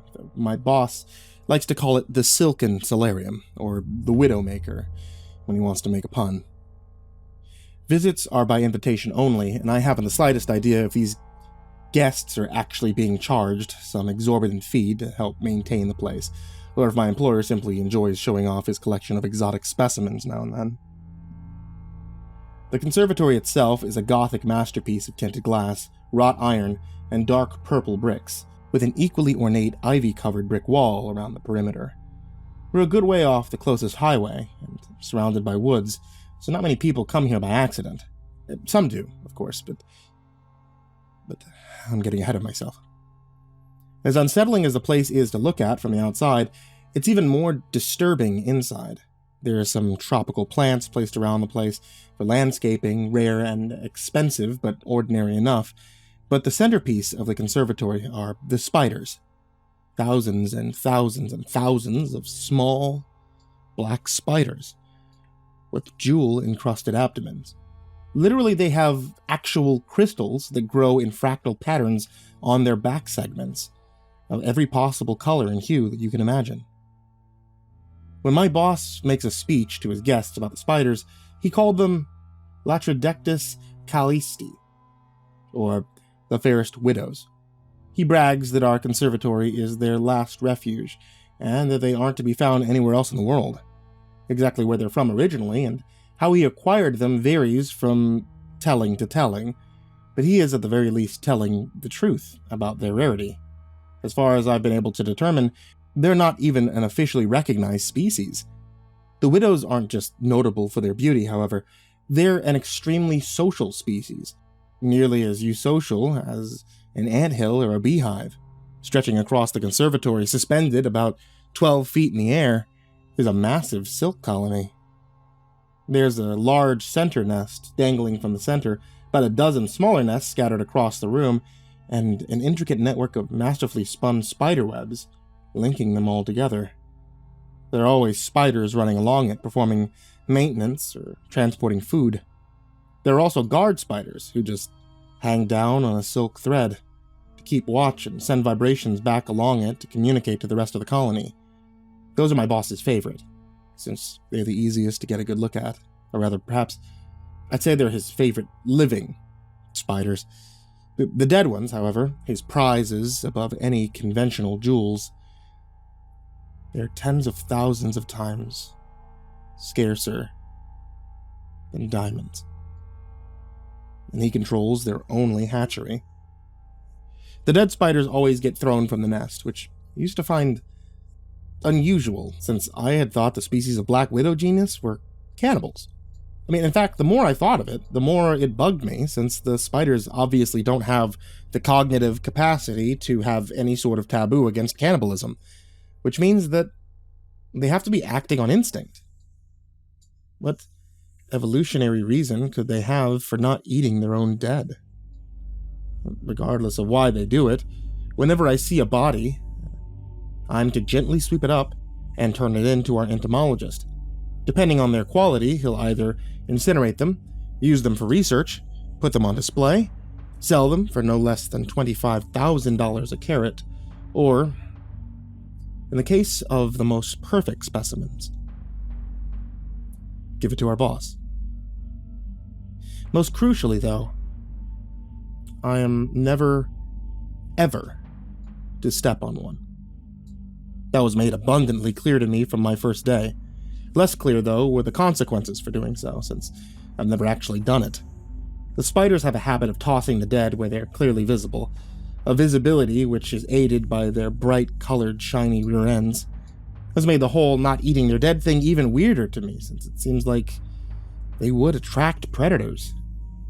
When I first asked my boss what would happen if I stepped on a spider, my only answer was that I'd be finished. I used to think that meant I'd be fired. One of the more dangerous parts of my job is when I have to harvest their webs, since our conservatory also doubles as a silk farm. It's nowhere near as valuable as the spiders themselves, but my boss takes great pride in our facility being the only source of naturally farmed spider silk in the world. And on one occasion, when I think he was partially drunk, he went on an odd tirade about how those goats that have been genetically modified to produce spider silk proteins in their milk were abominations. Collecting the silk is pretty much like collecting honey. I even wear a modified beekeeper suit and use a smoke spray to incapacitate them. The only difference is I'm standing on a 10-foot ladder, and I have to be very selective about how much web I take and from where. The spiders don't mind too much if I take a small amount from a non-crucial section of the colony, but if they decide I'm threatening the integrity of the colony itself, they'll swarm. And with enough bites, their venom can cause fatal paralysis. My suit offers a little protection. It's not airtight. The only real way to keep myself safe is to be mindful of what I'm doing and how the spiders are reacting to it. That's why I usually like to feed them first so that they're distracted. A couple of times a week I release a gallon of live ladybugs into the enclosure. They're fairly accessible, since organic farms use them for pest control, and my boss likes them since he doesn't consider them icky enough to throw off the conservatory's aesthetic. My job isn't without its risks, but those can be mitigated easily enough with some planning and vigilance, and I'm well compensated for my trouble. The only part of my job that I truly hate, that makes me think about resigning every time it happens, is when we get uninvited guests. It was winter, January, I think, the first time. It was already dark out, but no later than 6 p.m. The weather outside was nasty, and I was contemplating whether or not to risk driving home or stay overnight when I heard an urgent, desperate banging at the front door. I immediately raced to the front foyer, and there, on the other side of the glass, was a blonde woman in a red coat and a dark gray scarf, already half buried in the snow. Tapping my security card on the reader, I pushed open the door just enough to let her in before letting it close and automatically lock. Come in, I ushered quickly. What in God's name are you doing out on foot on a night like this? Thank you, she gasped as she shook the snow off of herself. My car skidded off the fucking road. It crashed into a ditch. I can't get it out. Still no excuse to be wandering around in this weather. You should have stayed in your vehicle, I chastised. At least you would have been warm. Well, I couldn't call anyone because I must have forgotten my phone since it's not my purse. And my tank was nearly empty, so I didn't think a vehicle would be able to keep me warm all night, she explained. The old road is deserted at the best of times. I figured the odds of someone else coming along before I froze to death would have been worse than me reaching a farmhouse or something. She took off her gloves and began blowing air into her hands, then rapidly rubbed them together to warm them up. I diligently noted the wedding ring on her left hand, as I had been instructed to. I'm terribly sorry I've intruded like this, but may I use your phone, please? She asked. I can make a call for you, but I can't let you use our phones directly, I said apologetically. What? She asked, unable to contain the tinge of annoyance with me, despite being at my mercy. We're a conservatory for a critically endangered species of spider, so we have rather stringent security procedures, I explained. Only staff are allowed to use the phone lines. I can call a tow truck and any friends or family if you have a number for me. The woman sighed in resignation and took out a pen and scrap of paper from her pocket and jotted down a number. That's my husband's cell, Alex Gifford. Tell him my car got stuck somewhere on Mordred Drive and I'm safe here for now, she said as she handed me the note. I'm Carrie, by the way. Halden, I nodded. You can hang your coat up, get yourself warm, I'll make the phone calls and get you some coffee. Cream and sugar, please. Thank you. She smiled gratefully, which made my stomach roil, since I knew damn well I wasn't going to call her husband. I left her there and headed for the administrative office, making sure to leave the door to the main exhibit open for her. After a couple of calls, albeit different calls than the ones I said I was going to make, I did head to the break room to make coffee, and then went to rejoin Miss Gifford, with a steaming cup in each hand. As expected, she had wandered into the exhibit hall. She was staring up in wonder at the intricate webwork, the delicate silken threads glistening like iridescent glass, and gently swaying from the movement of its bedazzled architects, scurrying to and fro along its narrow filaments. What are they? She asked, bewildered, keeping her head pointed up towards the colony as she walked along the cobblestone path, paying no attention to where her feet struck the ground. They're a rare species of black widows, I said, my eyes fixated on her feet, waiting for the inevitable. She approached one of the guard spiders dangling just above her like a Christmas tree ornament, slowly spinning around to give her a complete view of itself. Are these crystals? They're part of their bodies? She asked, studying it intently, likely unaware that it was studying her as well. They are. They make them with the minerals from their diet, sort of like how oysters make pearls, I humored her. Spider-born, organic gemstones.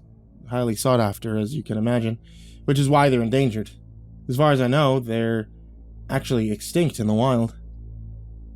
I've never heard of such a thing, Carrie remarked. And I never thought that spiders could be beautiful. The spider let out some more thread to get a closer look at her, and she began reaching out her hand to touch it. I wouldn't do that, ma'am, I advised, despite knowing it wouldn't ultimately make a difference. These are still widows, and they are venomous. Come, join me over here. We can admire them from a safe distance while we wait for your husband. He's coming to get me? In this storm? She asked, her incredulity distracting her from the novelty of the fairest widows. She turned around and began marching towards me. You have to let me use the phone. I can't let him risk his life while I'm perfectly safe now. She didn't even hear it. That horrid, sickening crunching noise when she stepped on the dead spider. I immediately glanced back at the guard spider that had been watching her and saw it thrumming its thread with its rear legs, the vibrations traveling all the way up it and through the colony. What's with the face? Surely you won't get in that much trouble just for letting me use the phone, she argued, oblivious to the danger we were both in now. I'm so sorry, I said softly, feeling a lump in my throat and tears in my eyes. I dropped the coffees and ran back to the exit, slamming it shut and sealing her in the exhibit hall. Within seconds, she'd caught up. She was banging on the glass door. What the hell are you doing? she demanded. I just pointed behind her, shaking my head helplessly. She turned around and saw that the thousands of spiders were now emerging from their nests en masse and converging on her location. I presume you've seen a ball of spider babies at some point. Picture that, only the size of a basketball court. Oh my God! Let me in! Let me in! I wish I could have. I really do, but they had seen her trample a dead widow, and that's a crime which they cannot forgive. I heard her muffled screams through the glass door as dozens, then hundreds of the spiders dropped down upon her. She swatted desperately as they buried themselves into her hair and beneath her clothes, covering every possible segment of her body. Her screams of terror were suddenly interjected with torturous cries of pain as hundreds of pairs of venomous fangs dug into her flesh nearly simultaneously. Those sharp cries turned to anguished wails and convulsed grimaces as the venom coursed through her veins, destroying muscle tissue and burning her up from the inside out. She tried to run, but the surprisingly devious spiders had already strung a trip line behind her, felling her to the ground. She tried to force herself back up, but her muscles were already too badly damaged for that. Instead, all she could manage was to turn her head towards me, letting me see her final expression of shocked horror and betrayal before the spiders completely swarmed over her limp body. I watched as the entire colony worked together to cocoon her in silk. And then, with over 1,000 tiny draglines, reeled her up into the main nest. I was too petrified to move for at least a solid minute, but when I was able to move again, the first thing I did was drop to my knees and vomit. Bloody hell. Little blighters didn't waste any time on that one, did they? My boss callously asked as he stood atop the ladder and examined the cocooned carcass that was now safely inside the central nest. So, my boss, I've mentioned him a few times, and by now you may be wondering what sort of man keeps a menagerie of man-eating arachnids as a personal terrarium. Well, I don't have all the answers. But this is what I do know. First, his name is Seneca Chamberlain. He's earned a reputation as our local eccentric millionaire, but if you've never lived in Heroic County, then likely you haven't heard of him. He's exceptionally, though indeterminately, wealthy, as you can imagine. He also has a very Victorian fashion sense. He likes to dress in frock coats and cravats, top hats, velvets, and silks, and always in deep reds and golds. A plutocrat with a pretentious and fashionably old-fashioned sense in clothing wouldn't normally be anything to get too worked up about. Except for that my boss looks far younger than I know him to be. Well, than anyone knows him to be. That, too, isn't all that unusual. Plenty of rich people look good for their age, but no amount of Botox or stem cells or plastic surgery can explain this. I'm sure of it. He looks no more than 40, and I know he's looked like that for decades, at least. The most unsettling thing is that the name Seneca Chamberlain goes back to the earliest surviving county records from nearly 200 years ago. My boss, of course, claims he's merely a descendant of the original Chamberlain, and that it was only poor record-keeping that failed to make that clear. But there are photos and portraits of his father and grandfather, and look, if it wasn't for the fact that I've seen him walking around in broad daylight, I'd swear he was a vampire. No, they didn't, I answered him softly, as I sat slumped up against an information placard, my head tilted back towards the ceiling as I tried to process everything that had happened. She stepped on a spider almost as soon as I called you. Well, that would do it all right, he smirked, his eyes darting back and forth as he followed the countless widows going about their business. And you said she was married, correct? She was, I croaked, the sting of tears starting to fill my eyes once again. To a man? He asked nonchalantly, as he started climbing down the ladder. Yes. What does that matter? I asked irritably. Oh, it's just that it really tickles my fancy when this place becomes an actual widowmaker, he answered blithely, hopping to the ground. Still, widowers are a subtype of widow now, aren't they? Small victories then, Halden, small victories. Come on now, stop moping. You did beautifully, And don't worry about any future problems with the law. That's all been taken care of. I turned my head to him. Then, wearing a poorly restrained glower of disgust and loathing. Sir, with all due respect, is this just a game to you? We leave the front gates open, let curious or desperate passers-by wander in, and then just let them do as they please until the widows snatch them up, just so you can get your kicks and make a stupid pun? I demanded. Chamberlain just tossed his head back and chuckled dryly. No, heavens no. I have far too much invested in this enterprise to risk bringing it to the authorities' attention over mere frivolities, he assured me. No, Halden, I'm afraid that the occasional incident is quite necessary for our operation. Why don't you climb up yourself? Take a better look. That should make things a bit clearer. My stomach churned at the prospects looking at Carrie's silk-encrusted, spider-covered corpse. But I had let her die. If there was actually a good reason for that, I wanted to know. I forced myself to my feet and I trudged up the ladder to see what Chamberlain was going on about. I peered down into the nest and saw exactly what I expected to see. A silk-encrusted, spider-covered corpse. But then I noticed that the spiders were behaving somewhat unusually.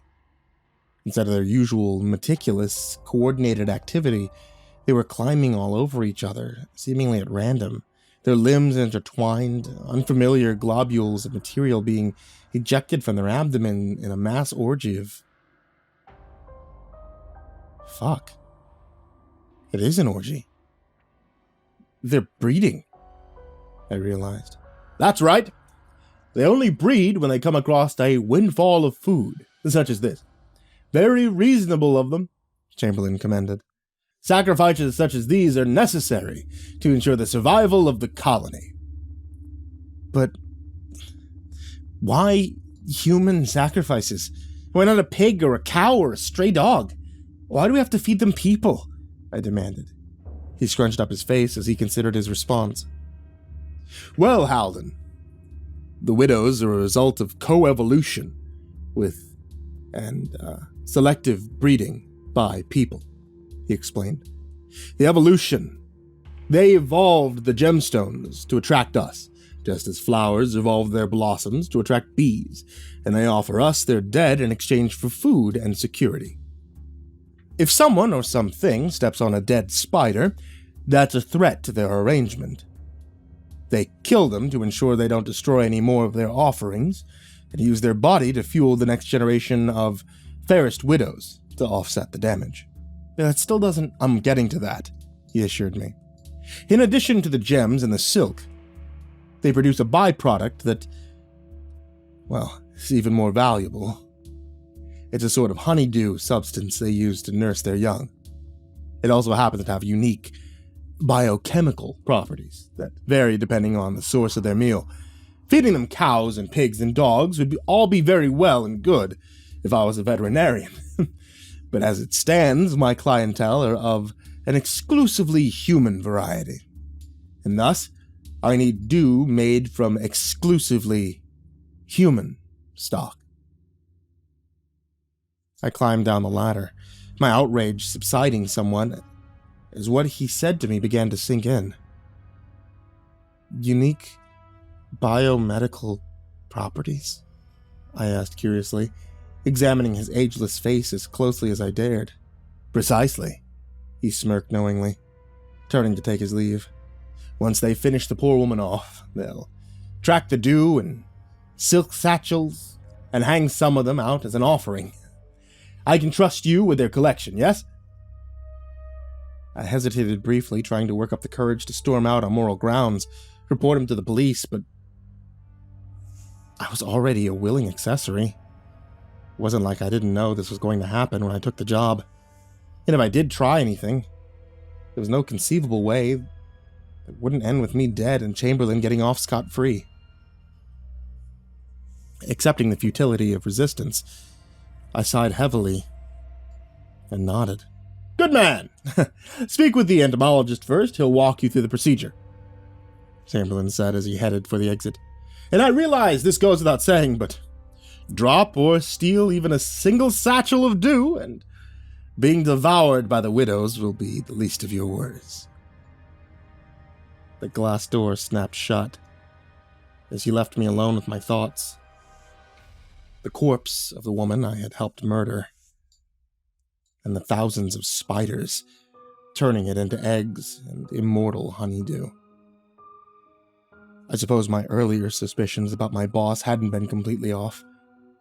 He was a vampire, just in a roundabout sort of way.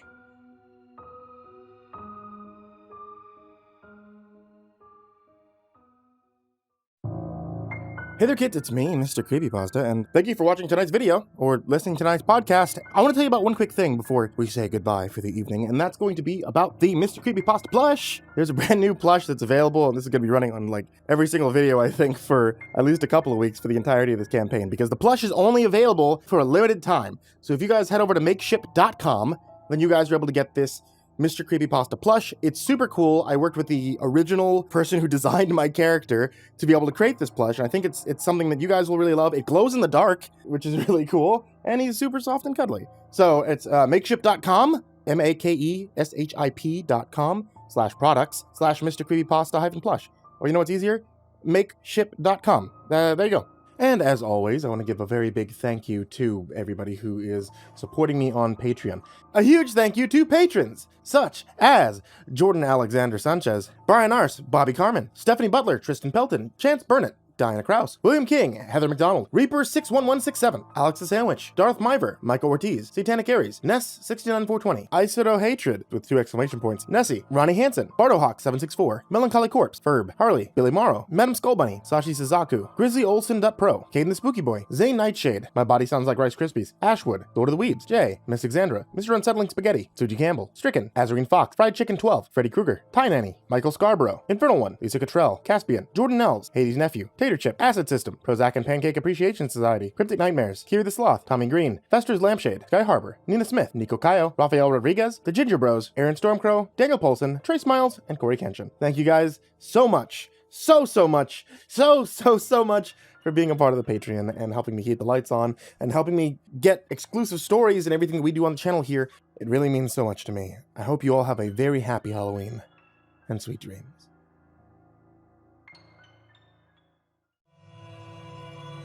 The Google algorithm has been acting up lately. It's been giving me very strange recommendations. Usually it's right on the money and sometimes predicts things that I want before I even mention them out loud. I wonder how it knows. I mean, is it reading my mind, or does it just know me better than I know myself? For instance, recently I was thinking about replacing my laptop.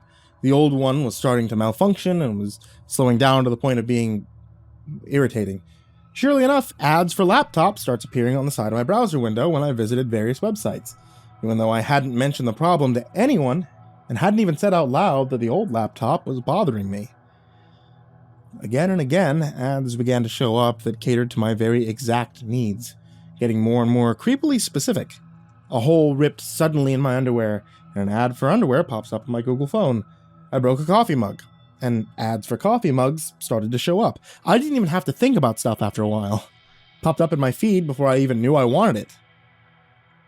I tried not to give in to these temptations, but I couldn't help myself. The ads were too perfect. It was everything I ever needed at the click of a button. Didn't even help that I had a shopping addiction once upon a time. This brought it all back. The bills began to pile up as my online shopping became a real problem for my wife and I financially. I started seeing looks of disgust and annoyance on her face when she talked to me, and I realized I was ruining our marriage with my constant need for these perfect things, which were clearly meant so specifically just for me. But to be honest, it wasn't just that. There were problems long before that. The buying habit was just an escape, I began to realize. Still, I couldn't let her take that from me. I mean, she wanted to cut up my credit cards, wanted to cancel it, but I told her no. Then, very soon after that, new ads started to appear when I was browsing on the laptop. Ads for shovels, for lye, for dark clothing and flashlights. for spades, pickaxes, and grass seed. Strange, I thought at first, since we didn't even live in a house with a backyard. Why was it making such odd recommendations all of a sudden? Looking at the laptop more closely, I realized why the algorithm had my desires wrong suddenly. It wasn't synced to my Google account. Laptop was logged into my wife's profile. But why would she want to buy these things? Gardening tools don't make a lot of sense when you don't have a garden, or even a yard. I opened up the history tab, going back and seeing what she had been looking at. Strangely, the last 24 hours were wiped blank.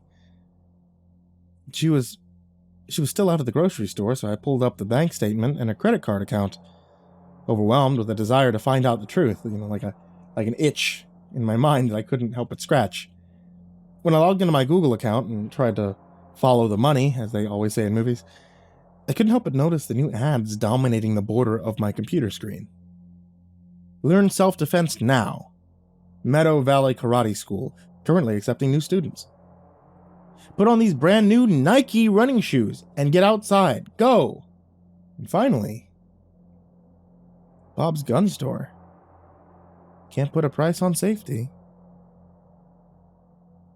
That last one was actually nearby.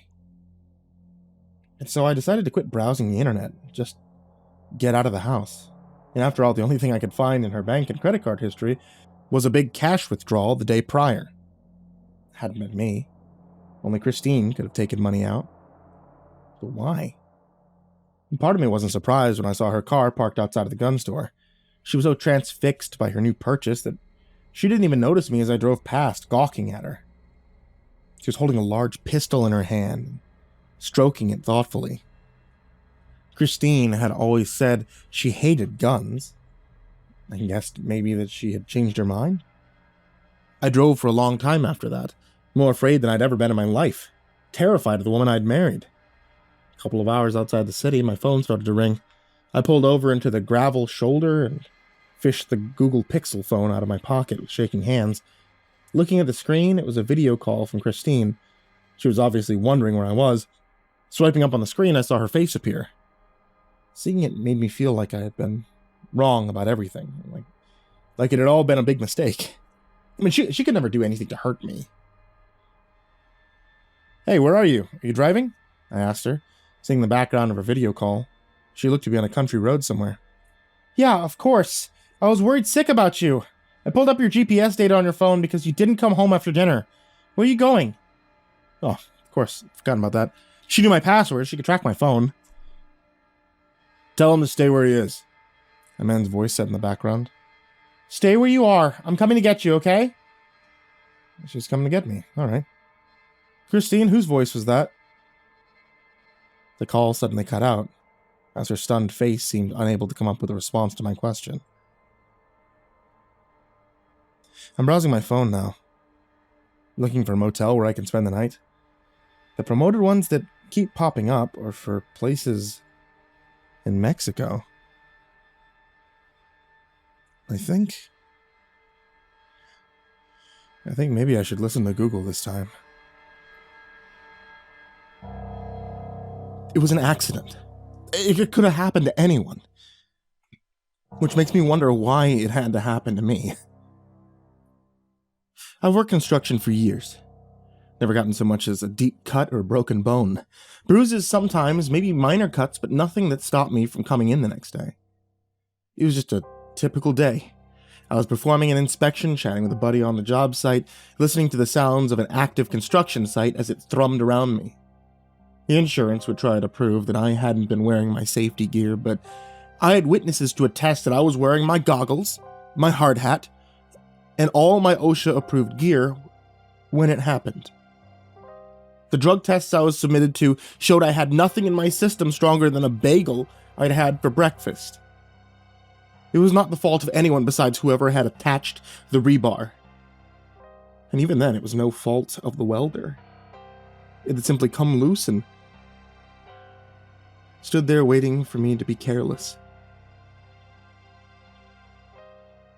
On that day, I turned suddenly as I inspected an area of the basement when a jutting piece of rebar, which I had made a note of 1,000 times, pierced my safety goggles and stabbed into my left eye. The members of my crew found me on the floor of the basement as I started to scream. The piece of rebar had gone through my goggles due to a slight fracture in the lens. That, plus my forward momentum, had caused the lens to break and my eye to be damaged. The rebar, as it happened, had been covered in dust. The dust caused the cut to become infected with a virulent strain of bacteria and required the eye to be removed. I tell you all this to explain how I came to be in the hospital bed minus an eye, and strapped to the bed as soon as I finished writing this, since they now feared that I might be a danger to myself. That's getting a little ahead in the story. It started the first night after I lost my eye. I'd been rushed to the ER right away. The prognosis had been bad almost once. There was definite damage. There was a virulent strain of bacteria in the wound that was reacting badly. It was decided that it would be best if the eye was removed immediately to save my face. They were keeping me overnight to monitor the wound, make sure that they got all the bacteria, make sure the wound would heal properly. I remember lying there before I drifted off, trying to come to terms with my new vision, wondering how different life would be with only one eye. Then I drifted off. I was suddenly greeted by a terrible sight. I was looking through a single eye, staring up at a red, unbroken sky, the color of old flames. Long runners of fire like falling stars cascading down. Though I couldn't hear anything. My point of view shook with near constant vibrations. It was low, making me think I was less than an inch tall, and though I could look around, I couldn't move. Things were moving around. Creatures of perverted geometry. They lumbered about as though every step pained them greatly. As I watched, something long and spidery like a needle with wings descended on me, its long proboscis growing as it landed astride my point of view. As the needle came down towards me, I awoke screaming. The nurses tried to calm me, telling me that I just had a nightmare. I tried to drift back to sleep. Visions of the smoldering plane still in my head. The next time I closed my eyes, I was staring up into the crimson sky again. The fire was still raining down, but now I was staring at an absolute horror of a creature as it cocked its head in nearly feline ferocity. It looked almost skeletal, like a Halloween decoration that moved a little too well. As I watched it, it scuttled a little closer, stalking my point of view. Its eye sockets were bare, I thought. But the closer it got, the better I could see a pair of bright red pinpricks in the depth of those cavernous sockets. Its ink-black tongue would flick out every now and again, so he could moisten his seemingly bony lips. It was skulking on all 6 strangling, jointed legs, and it reminded me of Toothless from the How to Train Your Dragon movies. Toothless's skeleton, at least. It cocked its head as it towered over me, and when it opened its mouth, I felt another scream break through my sleeping lips. Its mouth was like a garbage disposal full of teeth, 2 sets spinning in a circular buzzsaw pattern as it hissed and screamed. The scream could have broken glass, and my ears actually started bleeding as it screeched over me. The head snapped down, strange teeth covering my point of view, and I awoke to 2 orderlies restraining me. That's when someone stuck a needle in my neck, and I was left in a mercifully dreamless sleep. But dreams were the least of my worries that night. I was treated to the same sky, that same amber sky, until the drugs wore off. In that time, I saw those lumbering giants make their way across that blasted land. I saw human beings as they trudged across burning earth, trampled to death by those lumbering behemoths, or hunted and maimed by those skeletal horrors, like little burnt tan creatures almost like frogs that had learned to walk, capered around, shoving and kicking at the naked, stumbling humans that walked around confusedly. Their skin was seared, their bodies bleeding. But no matter what happened to them, they just kept screaming and writhing in endless pain. The vision went on, an endless hell that I was forced to watch as the world on the other side. I don't know if it was heaven or hell, but the only light that remained the same was the crimson sky and the burning rain. For the rest of the day, I was kept in a medically induced state, living in that hell, seeing those atrocities. In that time, it felt as though I slept for years. Time had no meaning in that place. The lumbering beasts became a sort of rude clock for me. They would lumber by periodically, and I would mark that as an hour. Their footsteps would shake the ground, making my peripherals shudder, and my vision felt like a ripple in a pond. Of the strange skeletal creature, there was very little to see after the first time. None of them approached me again, and the mosquito creatures also kept their distance. I suppose they hadn't found me particularly tasty, so they were content to leave me alone. That was until one of the little brown creatures came to investigate. I'd been staring at the amber sky for 2 passes of the lumbering beasts when a face that only a mother could love swam up to me out of the void. It was so sudden that I yelped internally, not really sure what to do now that something living was so close again. Nothing had come to bother me for so long that I had begun to think my position was going to remain this dull until I eventually came out of this state. The ugly, lumpy creature bent down, bringing his face very close to my position before, wrapping a hand around me and bathing me in far too welcome darkness. Light peeked through its fingers as we ran. But that seemed to be the point where the drugs began to wear off, and I started coming out. I squinted my one remaining eye at the heavy rays of the afternoon sun, and felt my stomach rumble at the tray that sat before me. When the nurse came in smiling, she watched me eating. I asked her how long I'd been out. I expected to be weeks, maybe a month. She told me it was about 12 hours. Felt as though I'd spent years in that terrible place. Counted out days' worth of hours by passing of creatures, and I found that I never wanted to go back again. I wasn't sure if it was the act of sleeping or just the act of closing my eye, but I spent the rest of the day trying to distract myself from sleep. This wasn't particularly hard. I'd been asleep for 12 hours straight. But as the night wound on, the feeling of heavy eyelids became harder and harder to ignore. The TV shows became less and less stimulating, the bed became more and more comfortable, and my head began to dip and slide towards my chest. They wouldn't let me have coffee for some reason, and the water was cutting it not at all. I made it till just after sunrise somehow, but as I slipped into unconsciousness, I was greeted with something worse than I could have ever imagined. As I slipped off, I was treated to the worst vision yet. I was sitting high now, in a throne room straight from the mind of Wes Craven. When they speak of otherworldly geometry in Lovecraft, I have to believe that they've seen this place. Nothing was equal. Nothing congruent. The angles hurt to look at. The edges were like razor blades. And the builder was either mad or driven there by the construction of this unholy space.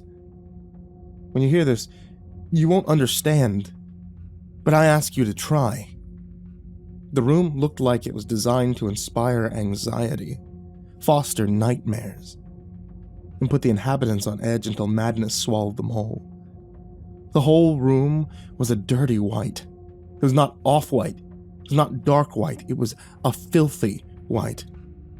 I had seen the way windows look when they're caked in mud, and that was the color. It made my skin crawl, or it would have if I had any skin at that moment. The color was throughout, and the feeling it gave me, coupled with the anxiety from the construct I was now inside, made me want to shudder and vomit at the same time. It was filled with pews, which were filled with the muddy frog creatures I had seen before. They were all manner of sizes, their lumpy bodies pressed into those seats as they sat in a rapture of, well, me, it seemed. They were dressed in strange garments that I can only describe as fancy rags, and as I watched, the show began. A line of the naked, screaming people were dragged forward, unclothed brown creatures prodding them with sticks, and they looked at me in horror as they approached me. These people were in terrible shape. The best among them was bruised and dirty, but some were lucky to be standing.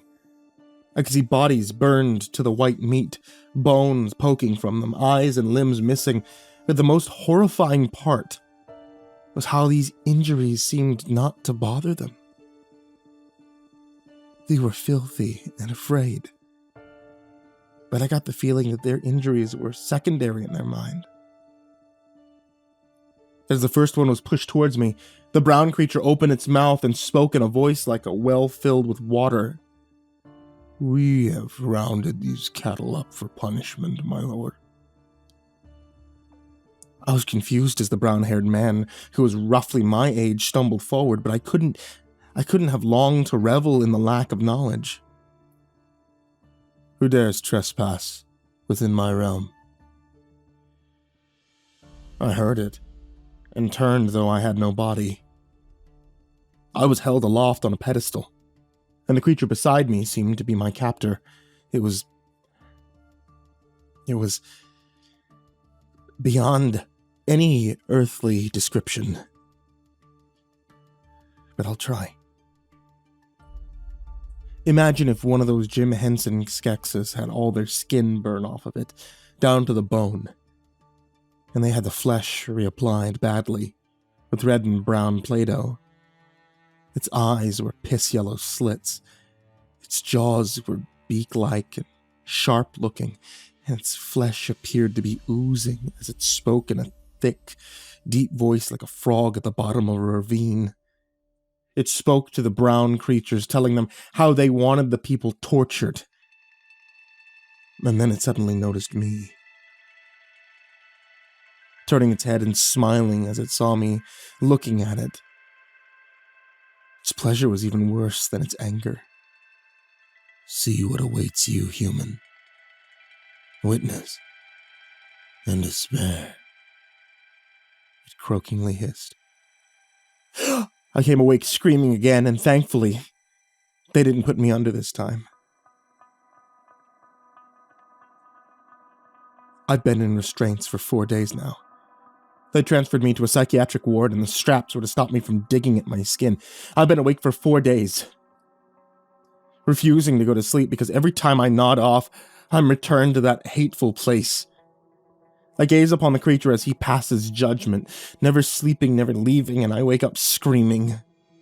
I've begged my doctor not to sedate me, but I think they will before long. I'm writing this under heavy supervision, trying to explain it to my doctor since words seem to have failed me. I'm hoping he understands that despite my state, I don't want to hurt myself. I've seen what lies beyond. It is not something I'm in a hurry to get to.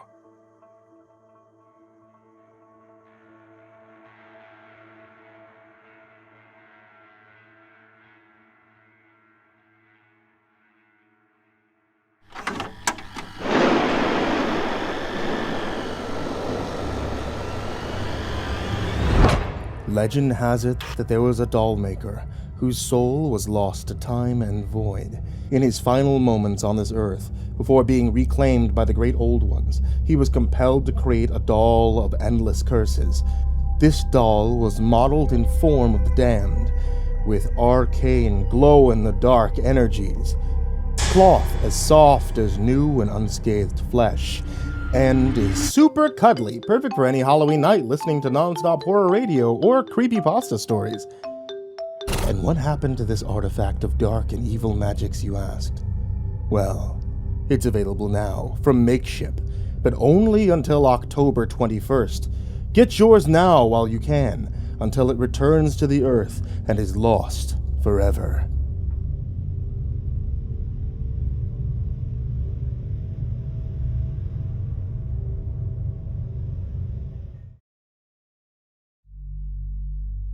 I could see that Vanessa Barnes was under great duress when she first visited my office. The young woman had bags under her eyes. Her hair was tousled and unkempt. She was having difficulty following our conversation. "When was the last time you had a full night's sleep?" I asked her. She glanced away and bit her bottom lip, carefully contemplating her answer as though it was the million-dollar question on some network game show. 2 days. It's been 2 days, and I'm so tired. I can't go back to sleep. I've been working as a sleep physician for 22 years, and in that time I've encountered hundreds of patients suffering from insomnia. Vanessa exhibited all the textbook symptoms: fatigue, anxiety, difficulty paying attention, but her file said she was suffering from another disorder: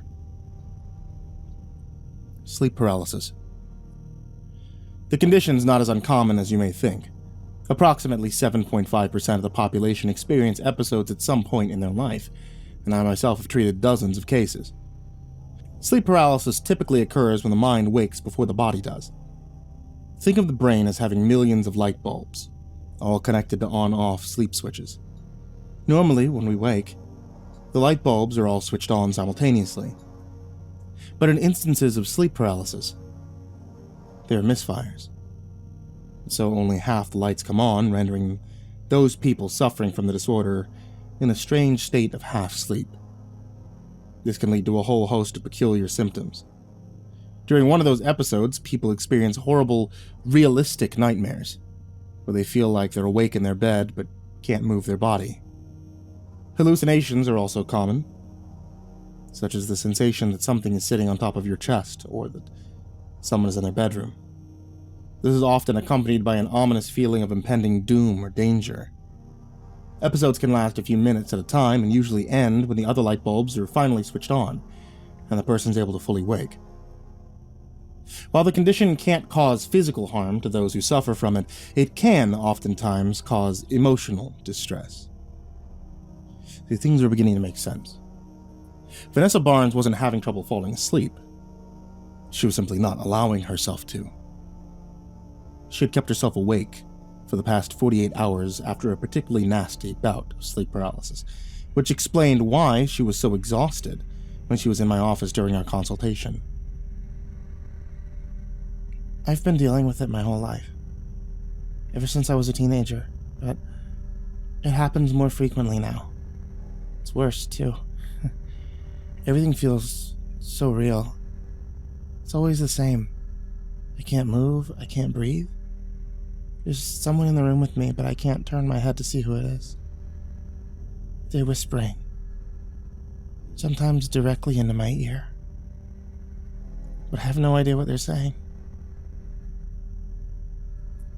In our following sessions, I tried to explain to Vanessa how to cope with episodes of sleep paralysis, but her bouts were growing more persistent, and I could tell the young woman was still experiencing significant emotional distress. Of all the patients I've had who suffered from the condition, Vanessa's sleep disorder had taken the greatest toll on her psyche. I wanted to see her problem improve, so I got more aggressive with my treatment of her. I began to teach her lucid dreaming techniques, which I hoped would allow her to gain some awareness whenever she entered a dream state. I began practicing the techniques myself when I was in college, and found they helped increase cognizance and control over my own subconscious mind. The treatment methods I employed with Vanessa included the keeping of a dream journal, meditation, and hypnotherapy sessions. By teaching Vanessa to become a lucid dreamer, my aim was that she would be able to recognize what was going on when she was experiencing a bout of sleep paralysis, and she'd be able to wake herself up. She came to my office twice a week for 2 months, but even though recollections of her dreams had been steadily improving, she still experienced episodes every 5 days or so. I began to dive deeper during our hypnotherapy sessions in order to see if any of her past experiences may have been responsible for triggering her nightmares. Go back to the first time that you ever experienced sleep paralysis, I told her during one of our sessions. How old are you? She was completely under by this time. Only during these sessions did she ever truly seem at peace. I'm 16. I had sent her conscious back 10 years. Good. I continued. Is school giving you any anxiety? No. What about your parents? Are they having issues with you? Or with each other? No. Have you witnessed anything that upset you recently? She paused briefly before answering. Yes. Progress, I thought. Perhaps we're getting to the crux of the issue. What is it? Vanessa's voice began to tremble, and I leaned forward a bit in my chair. The video. From the email. Tell me about the video. A bizarre story began to pour out of her. And the longer I listened, the more uncomfortable I became. The email is titled, "Don't Look at Me," and I don't know who it's from. The name of the person who sent it is one I don't recognize. It's evening. I'm home alone and bored. I just can't help myself. It's like there's something compelling me to open it. The email contains a single link. Normally, I'd be worried about a virus, but for some reason, that thought doesn't even cross my mind. It's like I feel a strange desire to click the link, see where it takes me. Adventure. Excitement. The video is dark, but I can tell I'm looking at a middle-aged man in his bedroom. It must be hot because there's 2 fans blowing, and he's sleeping on top of his sheets in nothing but his boxer shorts. Books are on his nightstand. Maybe they're diaries. I can't tell what they say. Video's too grainy. It was here that I noticed Vanessa's eyes beginning to water. I postulated that whatever suppressed memory we were about to uncover had affected her very deeply. Vanessa, I said, how does this make you feel? I'm afraid. I don't know why. I'm not looking at anything scary, just a man sleeping. But I have this terrible feeling like a black hole is opening up in my chest and eating me from the inside out. And what happens next? A voice begins to speak. A woman whispering. It's so soft at first that I turn my speakers all the way up so I can make out the words. Don't look at me, the voice is saying. Don't look at me, don't look at me, over and over again. Vanessa's breathing became erratic here, and I could tell that despite her being under hypnosis, she was beginning to panic. I thought about bringing her out of it, but this memory seemed too important, and I felt like if we could get to the bottom of it, we could make considerable progress. I pressed on. Who's speaking, Vanessa? The woman.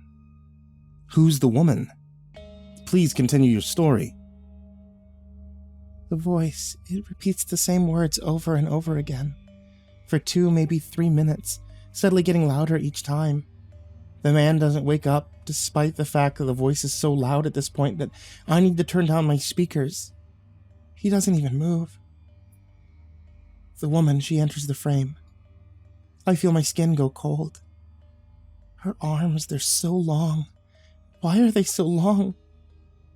Her fingers touch the ground. I can't see her face. Her hair hangs over it like black cobwebs. Her skin is pale. Snow white in contrast to the dark video. The woman is wearing a tattered nightgown, a pleated bodice pattern, the kind my grandmother used to wear to bed. But it's covered in brown stains. What are the stains? I'm afraid for the man. Wake up! I think in my head. Wake up! Wake up! Can't you hear her in the room with you? Tears had begun to stream down Vanessa's face. A part of me thought that the session had gone on long enough, but something deep down inside resisted the urge to pull her out of her hypnotic state. It was as if I was learning some powerful truth that had been hidden in the dark, in the black depths of her subconscious, and just how Vanessa's curiosity had compelled her to open that link all those years ago. I had a strong desire to see her story unfold. When she comes to the camera side of the bed, I can see that her legs bend backwards like a bird. Her feet are forked. 2 large toes with sharp black nails at the end of them. "Don't look at me," she keeps saying. "Don't look at me, don't look at me." She's at the end of the bed now. She leans over the sleeping man with her long, lanky arms, pulls her hair from her face, and I want to scream, but I can't. It's the most horrible thing I've ever seen. There's nothing human about that face, those eyes. It's as if they're staring right through the computer screen and into my soul. All of them. It repeats those words again. "Don't look at me. Don't look at me. Don't look at me." Does my scream wake the man, or does he finally hear her? I don't know. His arms move first, and then he shifts to his side, facing the woman thing. His eyes are wide. He's looking right at the thing. The creature jumps back, startled. It screams at him, like it's angry that he woke up. It grabs him around the arm, and for the first time, I realize how big its hands are. He's crying, trying to twist away from it. He's a full-grown man, but he can't break the thing's grasp. It pulls him free from the bed and drags him across the floor as if he's a small child. The man shouts. He begs to be let free, and even after he's out of frame, I can hear him, but it seems as though he's being carried off somewhere far away. And then there's nothing. Silence. I'm just looking at a quiet bedroom, and all I can hear is the hiss of the fans. The video stops, and I delete the email. My experience with sleep paralysis happens that night, but I can't remember what I dreamt when I wake up in the morning. I ended our hypnotherapy session here and pulled Vanessa back into a fully conscious state. She was visibly shaken. When I asked her if she recalled anything from our session, she said she had not. But I couldn't help but feel like there was something in her eye that told me she wasn't being 100% truthful. I saw her out of my office and reminded her of her next appointment, the following Monday, before instructing her to continue practicing her lucid dreaming techniques over the weekend. Vanessa would no-show her next 2 scheduled appointments, and when my secretary attempted to contact her, the calls went straight to voicemail. Even when I personally tried reaching out, I would not get a response. As the weeks wore on, my concern for Vanessa began to fade. I had other patients who required my professional expertise and attention, and I couldn't waste my time dwelling on a patient that didn't want to show up to her sessions. Still, thoughts of her strange story during the hypnotherapy session sometimes lingered in the back of my mind. Thoughts of that day were reignited like a bonfire 2 weeks ago, when I received an email from her. I was at home in my study that evening, going through work emails on my laptop when I saw it.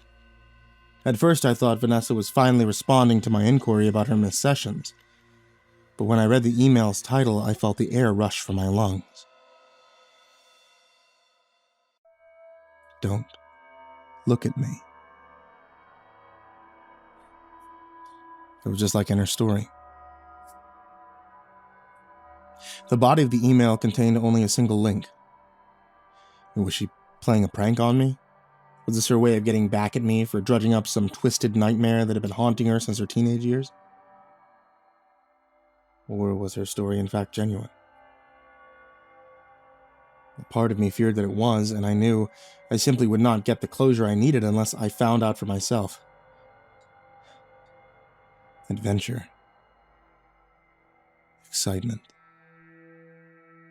I reached over and turned my desk lamp on. And then I clicked the link. The link opened up to a video of a bedroom. It was evening. Unlike the story Vanessa described, the camera was in night vision mode and the image was clear. But I gritted my teeth and prepared myself for whatever green hell I was about to witness. There was a woman in the bed.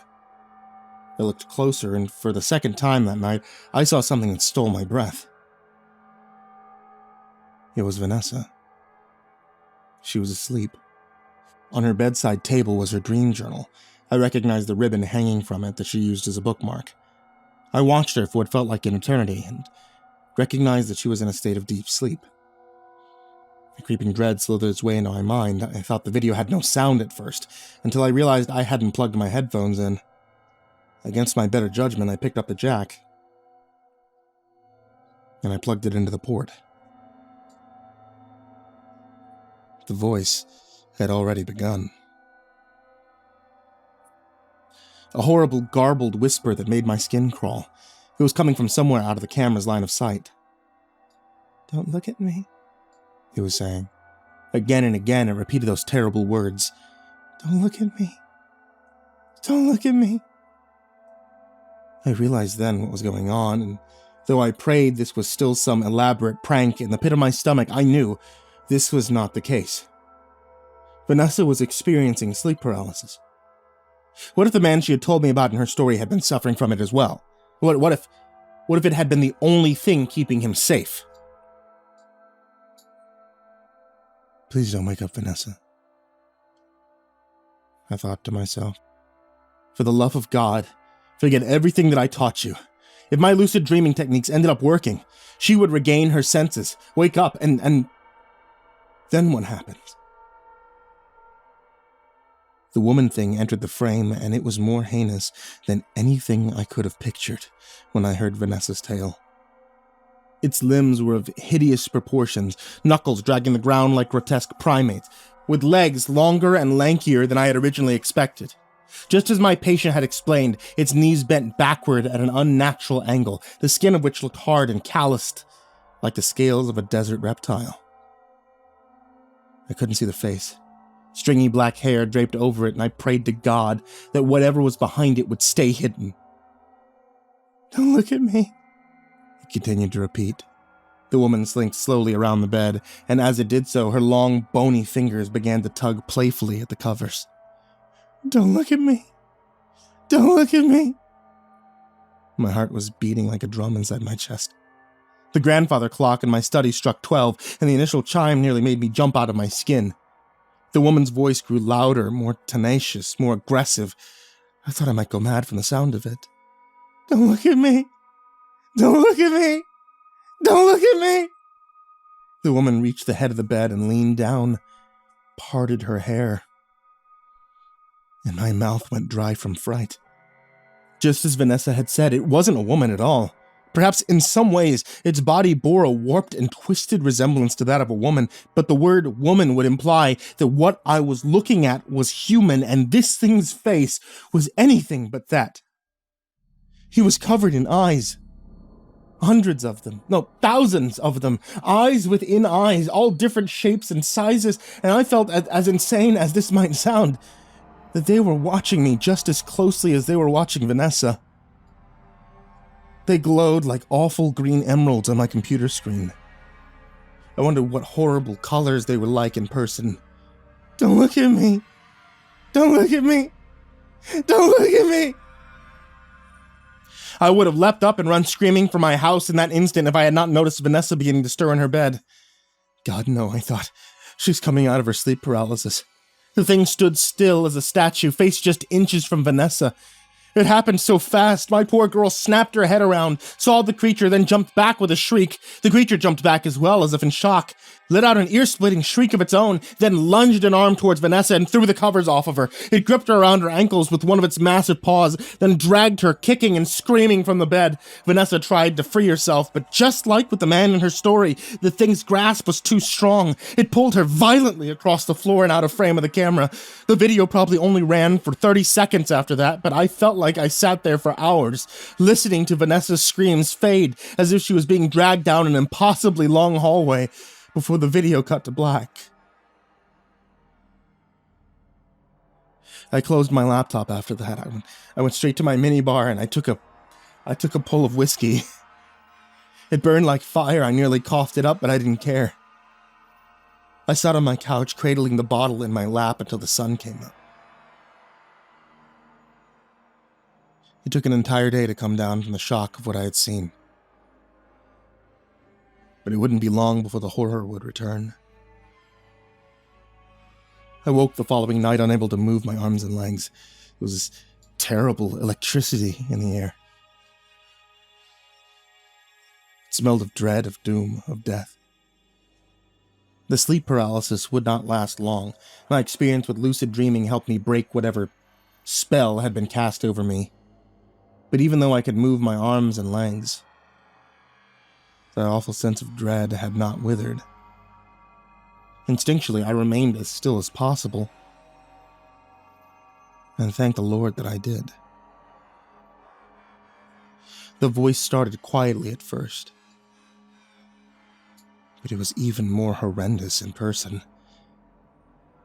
than it had been on my computer screen. Don't look at me. Don't look at me. Don't look at me. Don't look at me.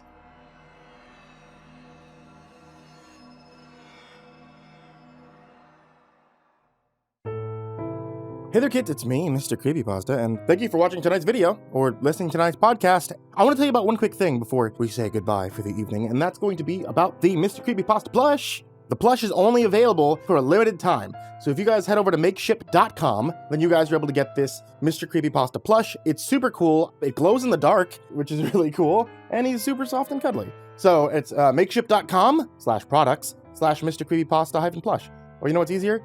Makeship.com. There you go. And as always, I want to give a very big thank you to everybody who is supporting me on Patreon. If you guys have been supporting me on Patreon, or if you're considering doing so, then know that I just added in a couple of cool things for the loyalty program because I found out that I could. I had no idea that I could do that. So now, you guys should be getting some cool things in the mail brought to you by Patreon that are pretty cool. They support the channel as well. Oh, getting to the point though, a huge thank you to patrons such as Jordan Alexander Sanchez, Brian Arce, Bobby Karman, Stephanie Butler, Tristain Pelton, Chance Burnett, Diana Kraus, William King, Heather McDonald, Reaper61167, Alex the Sandwich, Darth Miver, Michael Ortiz, Satanic Aries, Ness69420, aisodoehtraed with 2 exclamation points, Nessie, Ronnie Hansen, Bardohawk764, Melancholy Corpse, Ferb, Harley, Billy Morrow, Madam Skullbunny, Sashi Sazaku, Grizzly Olsen.pro, Kayden the Spooky Boy, Zane Nightshade, MyBodySoundsLikeRiceKrispys, Ashwood, Lord of the Weeds, Jay, Miss Exandra, Mr. Unsettling Spaghetti, Suji Campbell, Stricken, Azarine Fox, Fried Chicken 12, Freddy Krueger, Pie Nanny, Michael Scarborough, Infernal One, Lisa Cottrell, Caspian, Jordan Elves, Hades Nephew, Tater Chip, Acid System, Prozac and Pancake Appreciation Society, Cryptic Nightmares, Kiri the Sloth, Tommy Green, Fester's Lampshade, Sky Harbor, Nina Smith, Nico Kayo, Rafael Rodriguez, The Ginger Bros, Aaron Stormcrow, Daniel Polson, Trace Miles, and Corey Kenshin. Thank you guys so much, so much for being a part of the Patreon and helping me keep the lights on and helping me get exclusive stories and everything we do on the channel here. Thank you guys so much for being a part of it. Thank everybody in the description, and thank you guys who have stayed to this part of the video. It really means so much to me. I hope you all have a very happy Halloween, and sweet dreams.